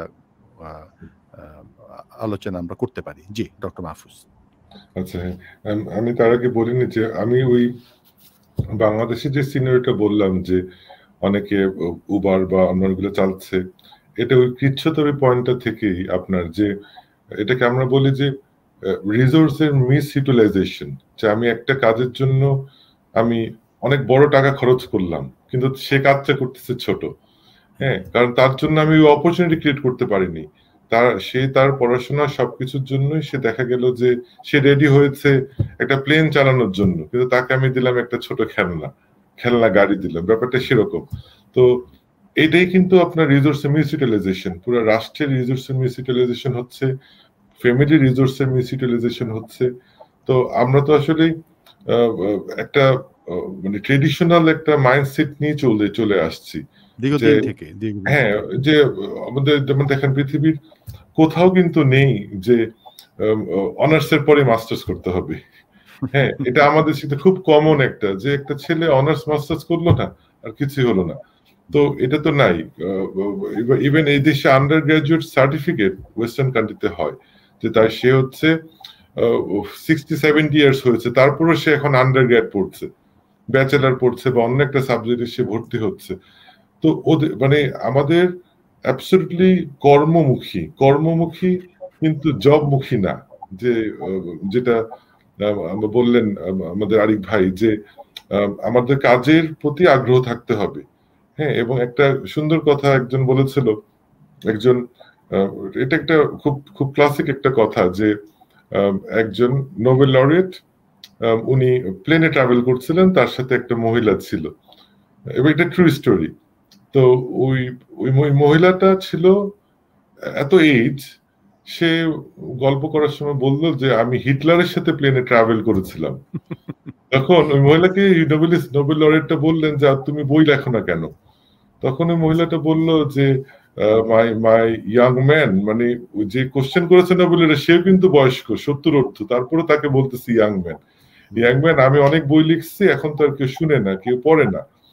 তো তখন ওই নোবেলের ওই মহিলাটাকে বললেন যে তুমি কবে রিটায়ার করছো? তখন ওই মহিলা বললো যে দেখো, এই রিটায়ারমেন্ট ওয়ার্ডটা, we should retire the word of retirement. কারণ 60-65 হলো, রিটায়ারমেন্ট গেলাম, তার মানে কি আমার ব্রেন ডাল কালকে থেকে? এটা কোন একটা নতুন জবের একটা বলয় ক্রিয়েট হলো, যে একটা মানুষ, সে এতদিনের এক্সপিরিয়েন্স, তাকে হঠাৎ করে আমি অকর্মণ করার জন্য একটা রিটায়ারমেন্টে বার দিয়ে দিলাম, তুমি এখান থেকে আর কাজ করবে না, ঘরে বসে থাকো। এটা কে ক্রিয়েট করেছে? কোথায় এগুলো আছে? তো ইভেন দেখবেন পুরো ইসলামে চাকরির ব্যাপারে নিরুৎসাহিত করা হয়েছে, ব্যবসার জন্য বেশি ফোকাস করা হয়েছে। এবং রাসূল সাল্লাল্লাহু আলাইহি ওয়াসাল্লাম কিন্তু প্রচুর নির্দেশনা আছে, যে অনেক সময় মানে যেটা হচ্ছে সদকা, অথবা কেউ একটা গুনাহ কাজ করলে তার সদকা হিসেবে বা তার কাফারা হিসেবে বলা হতো একটা চাকরকে মুক্ত করো। তো সেই চাকরের এখন মডার্ন স্লেভারি হয়েছে এই চাকরি ফরম্যাটটা। কর্মক্ষম এক জিনিস আর জব আরেক জিনিস। তো এখন আপনি জানেন কিনা, ওয়েস্টার্ন কান্ট্রিতে সেকেন্ড থার্ড ইয়ারের মেয়েরা, এমবিবিএস ডক্টররা, স্টুডেন্টরা সুইসাইড করে, এই প্রবণতা দিন দিন বাড়ছে, কারণ এত তারা মেন্টালি স্ট্রেসে থাকে। কারণ সব টপ এডুকেটেড ফ্যামিলির ছেলেরাই কিন্তু মেডিসিনে এনরোল হয়, তারপরে 5 থেকে 7 বছরের। তো কোন দিকে আমাদের একটা পুরো জবের একটা ফ্রেমওয়ার্ক করে দিয়েছে আমরা এমন ভাবে, যে ইভেন মাইগ্রেন্ট ফ্যামিলিতে এটা বেশি প্রবণতা থাকে। এবং বাংলাদেশে আপনি দেখেন, একটা ইংলিশ মিডিয়াম স্কুল, ভালো স্কুল হলে প্যারেন্টসরা পাগল হয়ে যায় তাকে ভর্তি করানোর জন্য, মানে ওইখানে ভর্তি না হলে তার জীবনটা শেষ। তো ধর্মীয় মূল্যবোধের অভাবে তো আমাদের একটা অবক্ষয় হয়ে চলেছেই, তার সাথে আবার অ্যাড হয়েছে এই ক্যাপিটালিস্টিক সোসাইটির একটা সেই মানব দ্বারা একটা পরিচালিত একটা বিশেষ শ্রেণীকে সার্ভ করার জন্য শিক্ষা ব্যবস্থা। কেউ কোনো ধরনের তার নিজের মুক্তির জন্য কোনো ব্যবস্থা করছে না। অমর্ত্য সেন, নোবেল লরিয়েট, সে একটা খুব সুন্দর তার নোবেল তার যে ডেভেলপমেন্ট অ্যাজ ফ্রিডম বইতে সে একটা বরিশালের ঘটনা দিয়েছিল, যে একটা ড্রাইভার সে মারা গিয়েছিল কারণ কারফিউতে সে রাতে বেলা তার কোচওয়ান নিয়ে ড্রাইভ করতে হবে, কারণ তার কোনো উপায় নেই, আদারওয়াইজ সে যদি সারা রাত কাজ না করে তার পরের দিন সংসার চালাতে পারবে না। তো এটাকে বলে social freedom, economic freedom. Anyway, তো স্পেসিফিক পরামর্শে আমি এটাই বলবো, মানে বারবার ঘুরে ফিরে একটা জায়গায় এমফাসিস দিচ্ছি, যে এই আমাদের দেশের যেখানে 60% বেশি ইয়ং ছেলেরা বেকার, অ্যাবাভ 60% ইয়াং ছেলেরা, এবং সবাই কর্মক্ষম যুবক, আবার বলছি কর্মক্ষম যুবক, যাদের কাজ করতে চায় এবং কাজ করার যোগ্যতা আছে, শিক্ষাগত যোগ্যতা আছে, তাদের কোনো ধরনের জব নাই। তো এই জবের দিকে তাকানো উচিত না। আমার মনে হয় যে concept of job should go to museum. একদিন মানুষরা 100 বছর পর মানুষ দেখবে যে আল্লাহ আমরা জব করতাম, আমাদের দাদারা, গ্র্যান্ডপা, তারা কিন্তু কেউ কোনো জব করতো না, করেনি। সত্য দেখেন বেশি দিন না। সো এই দিকে ফিরে আসছে এবং এটা আসবেই। দেখবেন সোশ্যাল মিডিয়া হওয়াতে এখন কিন্তু দেখবেন সাংবাদিকের জন্য সাংবাদিক ট্রেনিং লাগবেন না। সাইফুল মনসা এখানে আছেন, উনি কি সাংবাদিকের ট্রেনিং আছে? ওনার কি ব্যাচেলার, মাস্টার্স, পিএইচডি আছে? আলহামদুলিল্লাহ ওনার জনপ্রিয়তা দেখেন। অনেক শিক্ষিত সো কল সার্টিফিকেট আলা সাংবাদিকরা দেখবেন ওনার মতো আলহামদুলিল্লাহ পপুলারিটি নেই। তো আল্লাহ আসলে একটা ওয়ে আউট করে দেয়, যে এখন এই সোশ্যাল মিডিয়া হতে রিসোর্স গুলা ডিস্ট্রিবিউট হয়ে গেছে, এটাকে বলে আমরা রিসোর্স শেয়ারিং ইকোনমি। এখন হচ্ছে দেখবেন আবার আগের সিস্টেমে চলে আসবে, যখন মানুষ রিসোর্স শেয়ার করবে, এই সমাজের একটা বলয় আল্লাহর একটা পরীক্ষা, কোভিড সিচুয়েশন, এখান থেকে আমাদের বের হয়ে আসতে হবে। এবং মুসলমান আমাদের জন্য কিন্তু এটা ব্লেসড। আমরা কিন্তু সবসময় আলহামদুলিল্লাহ, তো এখানে জবেও আমাদের একটা আল্লাহ ওয়ে আউট বের করবেন, এবং টিকা দিয়েও তো আল্লাহ আমাদের একটা ওয়ে আউট করেছেন। তাই বলে আমার বক্তব্য। বহুত শুকরিয়া। ডক্টর কর্নেল জিহাদ খান, শুনতে পাচ্ছেন আমাকে? এবার শোনা যাচ্ছে? প্রফেসর জিহাদ খান শোনা যাচ্ছে? আপনি একটু অডিওটা কি আপনাকে পাচ্ছি, তারপর অডিওটা কিন্তু অসুবিধা করছে। অডিওটা একটু আনমিউট করতে হবে মনে হয়। মাইক্রোফোনটা কি আপনি মানে অডিওটা আপনি এক্সিট করে আবার আসবেন, আপনি এক্সিট করে আবার আসেন। জি, আপনি এক্সিট করে আবার আসেন আমাদের সাথে। জি, আচ্ছা, আমি শেষ জায়গাটায় আছি, সেটা হলো যে ডক্টর হেদায়েত, আপনাকে একটা জায়গায় থামিয়েছিলাম, সেই জায়গাটা থেকে আপনি যদি শুরু করেন এবং সেই জায়গা থেকে। জি, শোনা যাচ্ছে? জিহাদ খান, আপনার না শোনা যাচ্ছে না, সরি, শোনা যাচ্ছে না। একটু আমার মনে হয় যে আপনি প্রোগ্রাম থেকে মানে এক্সিট করে আবার আসেন। আমি আপনাকে এক্সিট করাই, তারপর আবার আপনি আসেন। জি,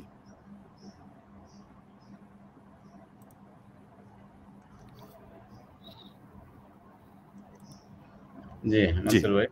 জি জি, তো আমি বলছিলাম যেখানে আসলে ডক্টর মাহবুবের কথা শুনে আমার একটা গল্প মনে পড়লো। সেটা হচ্ছে যে আসলে আরবিতে একটা প্রভাব আছে, সেটা হলো কুল্লু শাইইন ইয়ারজিউ ইলা আসলিহি, মানে প্রত্যেক জিনিসই সবসময় তার আসলের দিকে ফিরে যায় আর কি। মানে আমরা একটা ক্লাসিক্যাল একটা কথা বলি, যে ক্লাসিক যুগের কথা আর কি। যেমন আমরা ছোট সময় যারা গ্রামে বড় হয়েছি, তারা আমরা কিন্তু আসলে আউশ ধান বলে, মোটা চাল এবং লাল চালে ভাত খেতাম আর কি। ওই সময় ঢাকা শহরে আমাদের আত্মীয় স্বজনরা ছিলেন, তারা কিন্তু আসলে আতপ চালে ভাত খেতেন। আমার মনে করি এটা তো অনেক দামি চাল এবং মানে সবচেয়ে হেলদি খাবার, স্বাস্থ্যকর আর কি। কিন্তু এখন এই সময়ের পরিবর্তনে আমরা দেখতেছি আবার আমরা এখন ব্রাউন রাইস কিনতেছি এবং বেশি দাম দিয়ে, আর ওই যেটা আতপ চাল সেটা এখন বাজারে সস্তা আর কি। তো এর অর্থ হচ্ছে আসলে যে আমাদের এই যে বর্তমান যে জব ক্রিয়েট, যে ক্যাপিটালিজমের কথা বলি বা ম্যাটেরিয়ালিস্টিক যে ওয়ার্ল্ড থেকে যে ধরনের আমাদের আসলে ডিজায়ার এবং যে ধরনের মানে জবের এইগুলো আসলো, লাক্সারিয়াস লাইফের কনসেপ্ট, তো আমরা যদি আবার সম্ভবত যেটা ধারণা করা হচ্ছে যে আবার ক্লাসিক্যাল লাইফে হয়তো ফিরে যাবো আর কি।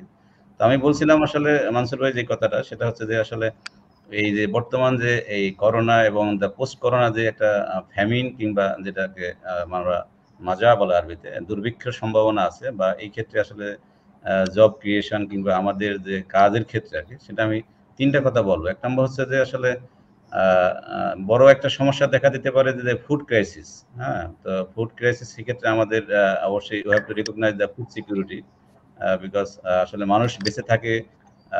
মানে একসময় আমাদেরকে বলতাম, আমরা যখন প্রাইমারি স্কুল হাই স্কুলে পড়তাম, যে মানুষ যুদ্ধ করে পেটের ভাতের জন্য, যে তার পেট যদি ঠিক থাকে সব ঠিক থাকে, মানে খাওয়ার জন্যই মানুষ এত কিছু করে। কিন্তু আসলে এখন এই ক্যাপিটালিস্টিক সোসাইটিতে আসলে শুধু খাওয়ার জন্য না, আর অনেক কিছু অ্যাড হয়েছে আমাদের।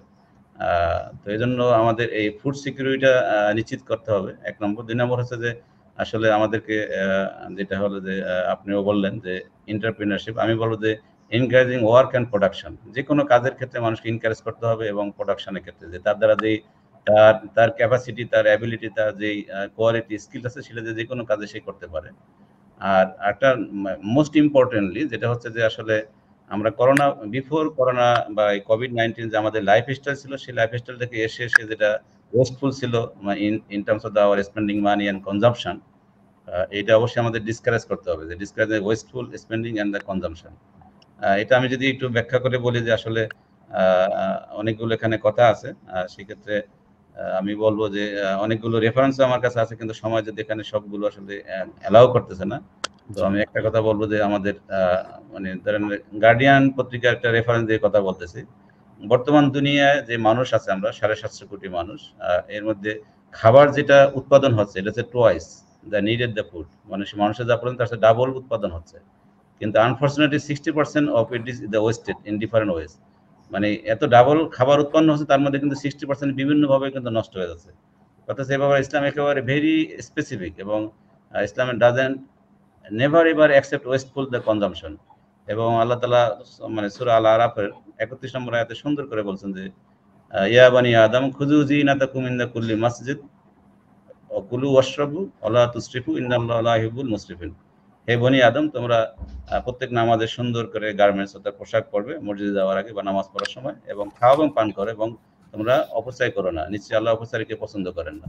তাহলে এই ক্ষেত্রে যদি আমরা দেখি যে আসলে আমাদের আগে যে খাবারের যে লাইফস্টাইল, আমাদের ডায়েটিং, যে আমরা 3 বেলা খেতাম বা 2 বেলা নাস্তা, বিকালে নাস্তা বা রাতের, তো আমাকে সেটাকে আমরা একটা ব্যালেন্সে নিয়ে আসতে পারি, হেলদি ডায়েটে নিয়ে আসতে পারি। 3 বেলা জায়গায় আমরা 1 বেলা বা 2 বেলা খেতে পারি। এবং রাসূল করিম সাল্লাল্লাহু আলাইহি ওয়াসাল্লামের একটা হাদিস আছে, সেটা আপনারা সকলেই জানেন, যে আসলে মুমিনের যে তার পিঠকে সোজা করে দাঁড় করার জন্য, অর্থাৎ তার স্ট্রেংথ এবং মানে তার শক্তির জন্য, এনার্জির জন্য তার ফিউ লোকাইমা মানে few bites is enough, good enough, মানে সে কয়েক লোকমা খেলেই তার জন্য যথেষ্ট হয়ে যায়।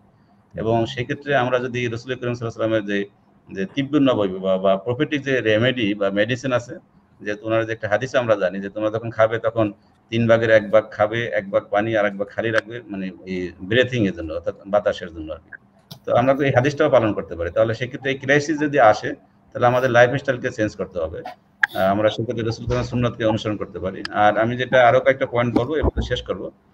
সেটা হচ্ছে যে আমাদের আসলে সোশ্যাল সলিডারিটি একটা ইম্পর্টেন্ট বিষয়, যেখানে আসলে এই বিষয়গুলো আমাদের যে সামাজিক দায়বদ্ধতা এবং ইউনিটি, এই ক্ষেত্রে আপনি একটু ইঙ্গিত দিলেন যে স্টেটের একটা রেসপন্সিবিলিটি আছে, এবং পাশাপাশি আমাদের যারা রিচ পিপল আছেন আর কি, আমাদের বাংলাদেশে আসলে সত্যিকার অর্থে অনেক রিচ পিপল আছেন যারা কোরআন যাদেরকে মানে আমি বলবো যে মানে নেগেটিভ অর্থে নয়, যে তারা এত রিচ যে কারুনের যেমন সবচেয়ে রিচ পিপল কোরআন মানে ইন্ডিকেট করেছে আর কি, ধন সম্পদের দিক থেকে, অর্থ সম্পদ। বাংলাদেশে কিন্তু এরকম অসংখ্য আছে, হাজার হাজার কোটি না, মানে তারা বিলিয়নস অফ টাকার মালিক। কিন্তু তারাও যদি এরকম ক্রাইসিস যদি আসে, সরকার যদি তাদের কাছ থেকে একটা পোর্শন নিয়ে যদি এরকম মানে জব ক্রিয়েট করে, কিংবা এরকম মানে ফ্যামিন দেখা দিলে তারা এটাকে ডিস্ট্রিবিউট করে জনগণের জন্য যারা নিডি, তাহলে সেটা কিন্তু আসলে একটা ইম্পর্টেন্ট বিষয় হয়ে দাঁড়াবে, যে আমরা মোকাবেলা করতে পারবো। বাংলাদেশের কনটেক্সটে ছোট্ট একটা দেশ, 16 কোটি কিংবা 18 কোটি মানুষ, এটা একটা আমাদের করণীয় বিষয়। আর ফুড সিকিউরিটির কথা তো আমি আগেই বললাম, যে এই ব্যাপারে ওয়েস্ট করা যাবে না। খাবার অভ্যাসের ক্ষেত্রে আমাদের অবশ্যই পরিবর্তন আনতে হবে। এবং সবচেয়ে বড় কথা হলো যে আল্লাহর প্রতি বিশ্বাস রাখা। দেখেন আল্লাহ সূরা আল কুরাইশ কত সুন্দর করে বলছেন 3 নম্বর 4 নম্বর আয়াতে, ফালিয়াবুদু রাব্ব হাযাল বাইত আল্লাযী আত'আমাহুম মিন জু'ইন ওয়া আমানাহুম মিন খাউফ, যে তাদের সবাই তো let them warship the Lord of this house, মানে এই কাবাগরের যিনি রব আল্লাহ, তার ইবাদত করতে বলছেন আল্লাহ। কারণ তিনি হচ্ছেন আল্লাযী আত'আমাহুম মিন জু', যিনি এই ক্ষুধা থেকে ক্ষুধার নিবারণ করেন। He has fed them, saving them from the hunger and made them same from the fear. ওয়াতামাহুম আল্লাযী আতামাহুম জু'ইন ওয়া আমানাহুম মিন খাউফ। এই যে আমাদের বর্তমান সমাজ, যেটা ফেমিনের কথা আপনি বলতেছেন, বা পোস্ট করোনা যেটা আশঙ্কা, পোস্ট করোনা বা করোনা পরবর্তী যে বিশ্ব, সেটা যেটা দুইটা আমরা ইঙ্গিত পাচ্ছি। একটা হলো প্রচুর একটা হাঙ্গার হতে পারে, ফ্যামিন হতে পারে, দুর্ভিক্ষ হতে পারে। আর একটা হচ্ছে মানুষের মধ্যে মানসিকভাবে তারা ভয় আতঙ্কগ্রস্ত হতে পারে, যে আমি বাঁচবো কিনা। এই দুইটা থেকে রক্ষা করার জন্য আসলে আমাদের আবার we have to come back to the path of আল্লাহ সুবহানাহু ওয়া তাআলা, যিনি আমাদের সৃষ্টি করেছেন, যিনি আমাদের জাযাকাল্লাহ। জি জি, শুকরিয়া শুকরিয়া ডক্টর হেদায়েত, আপনি খুবই সুন্দর বলেছেন, এবং আমি মনে করি সবগুলো পয়েন্টই কভার হয়েছে। প্রফেসর কারণ জিহাদ খান, আপনি শুনতে পাচ্ছেন আমাকে? শুনতে পাচ্ছেন আমাকে? এইবার হ্যাঁ, এইবার আপনাকে পেয়েছি। আপনাকে আমরা বারবারই হারাচ্ছিলাম, এবার অডিও ঠিক আছে। জি শোনা যাচ্ছে, এবার শোনা যাচ্ছে, এবার শোনা যাচ্ছে। জি, আমরা খুব মিস করছিলাম কয়েকবারই আপনাকে।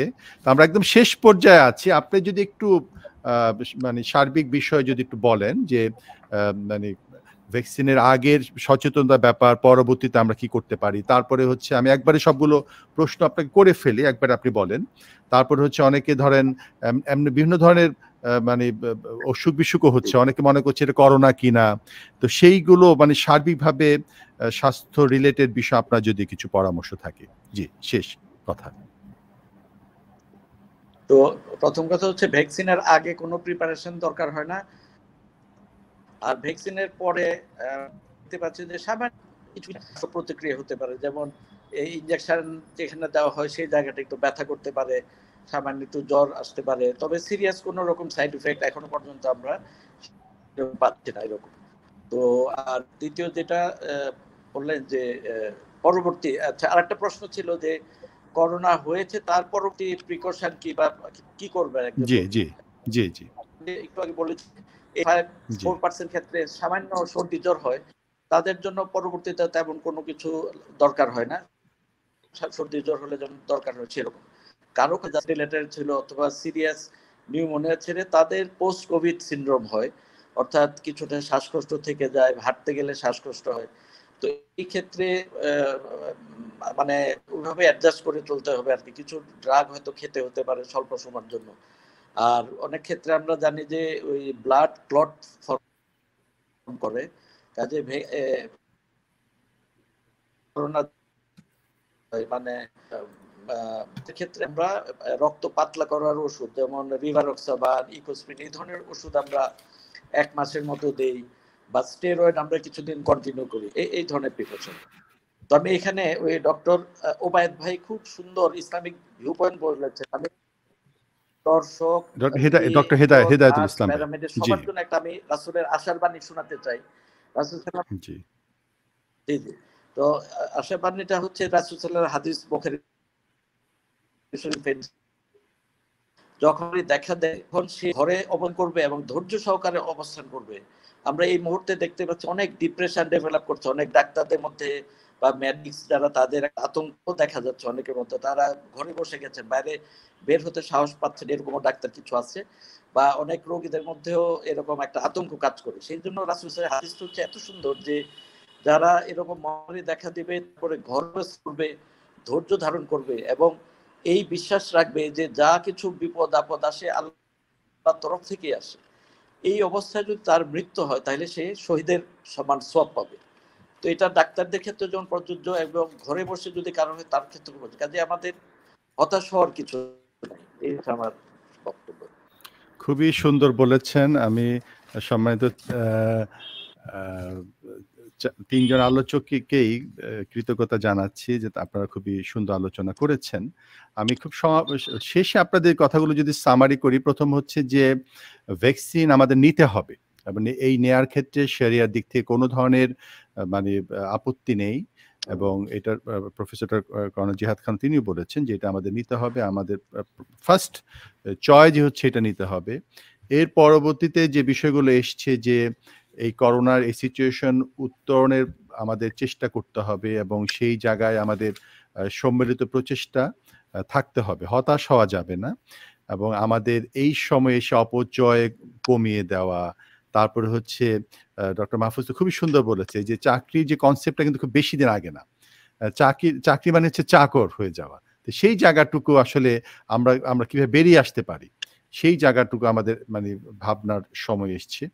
এরপর হচ্ছে আমরা যারা আছি আমাদের নিকটাত্মীয় অধীনস্থ যারা প্রত্যেকেই, এটা খুবই ডক্টর হেদায়েত খুব বলেছেন যে একটা মানুষের কিন্তু মানে একটু চেষ্টা করলে সে কিন্তু অনেক কিছু কমিয়ে ফেলতে পারে, ব্যয়টা একটু মানে খাবারের থেকে হোক, তার কাপড় চোপড়, তার আদার্স ওখান থেকে, সেখান থেকে আমরা যদি একটু সাশ্রয় করে নিকটজন অধীনস্থদের ব্যাপারটা আমরা যদি দেখি, সেটা আমাদের কিন্তু অনেক বড় দায়িত্বের ব্যাপারটা আসবে। তারপরে সবরের কথা বলেছেন ডক্টর জিহাদ খান, যে হতাশ না হওয়া, একজন মুমিন কিন্তু হতাশ হবে না।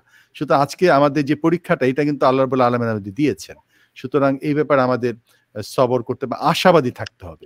এই সবগুলো বিষয় যদি মানে আমরা মেনটেন করি তাহলে আমার মনে হয় যে সবকিছু নিয়ে আমার মনে হয় যে মানে আমরা সুন্দর একটি মানে ভবিষ্যতের আশা করতে পারি, এবং ইমানের দাবি হচ্ছে আশাবাদী হওয়া।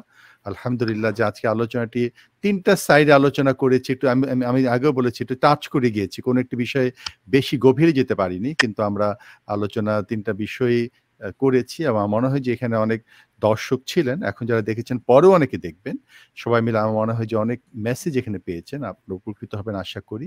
ইনশাআল্লাহ সামনেও কোনো অনুষ্ঠানে আবারও দেখা হবে। তা আমি আবারও সম্মানিত আলোচকবৃন্দকে ধন্যবাদ জানাচ্ছি আমাদের সাথে থাকার জন্য, এবং সম্মানিত দর্শক শ্রোতা আপনাদেরও ধন্যবাদ। তো আজকের মতো বিদায় নিচ্ছি। আল্লাহ হাফেজ। আসসালামু আলাইকুম ওয়া রাহমাতুল্লাহি ওয়া বারাকাতুহু।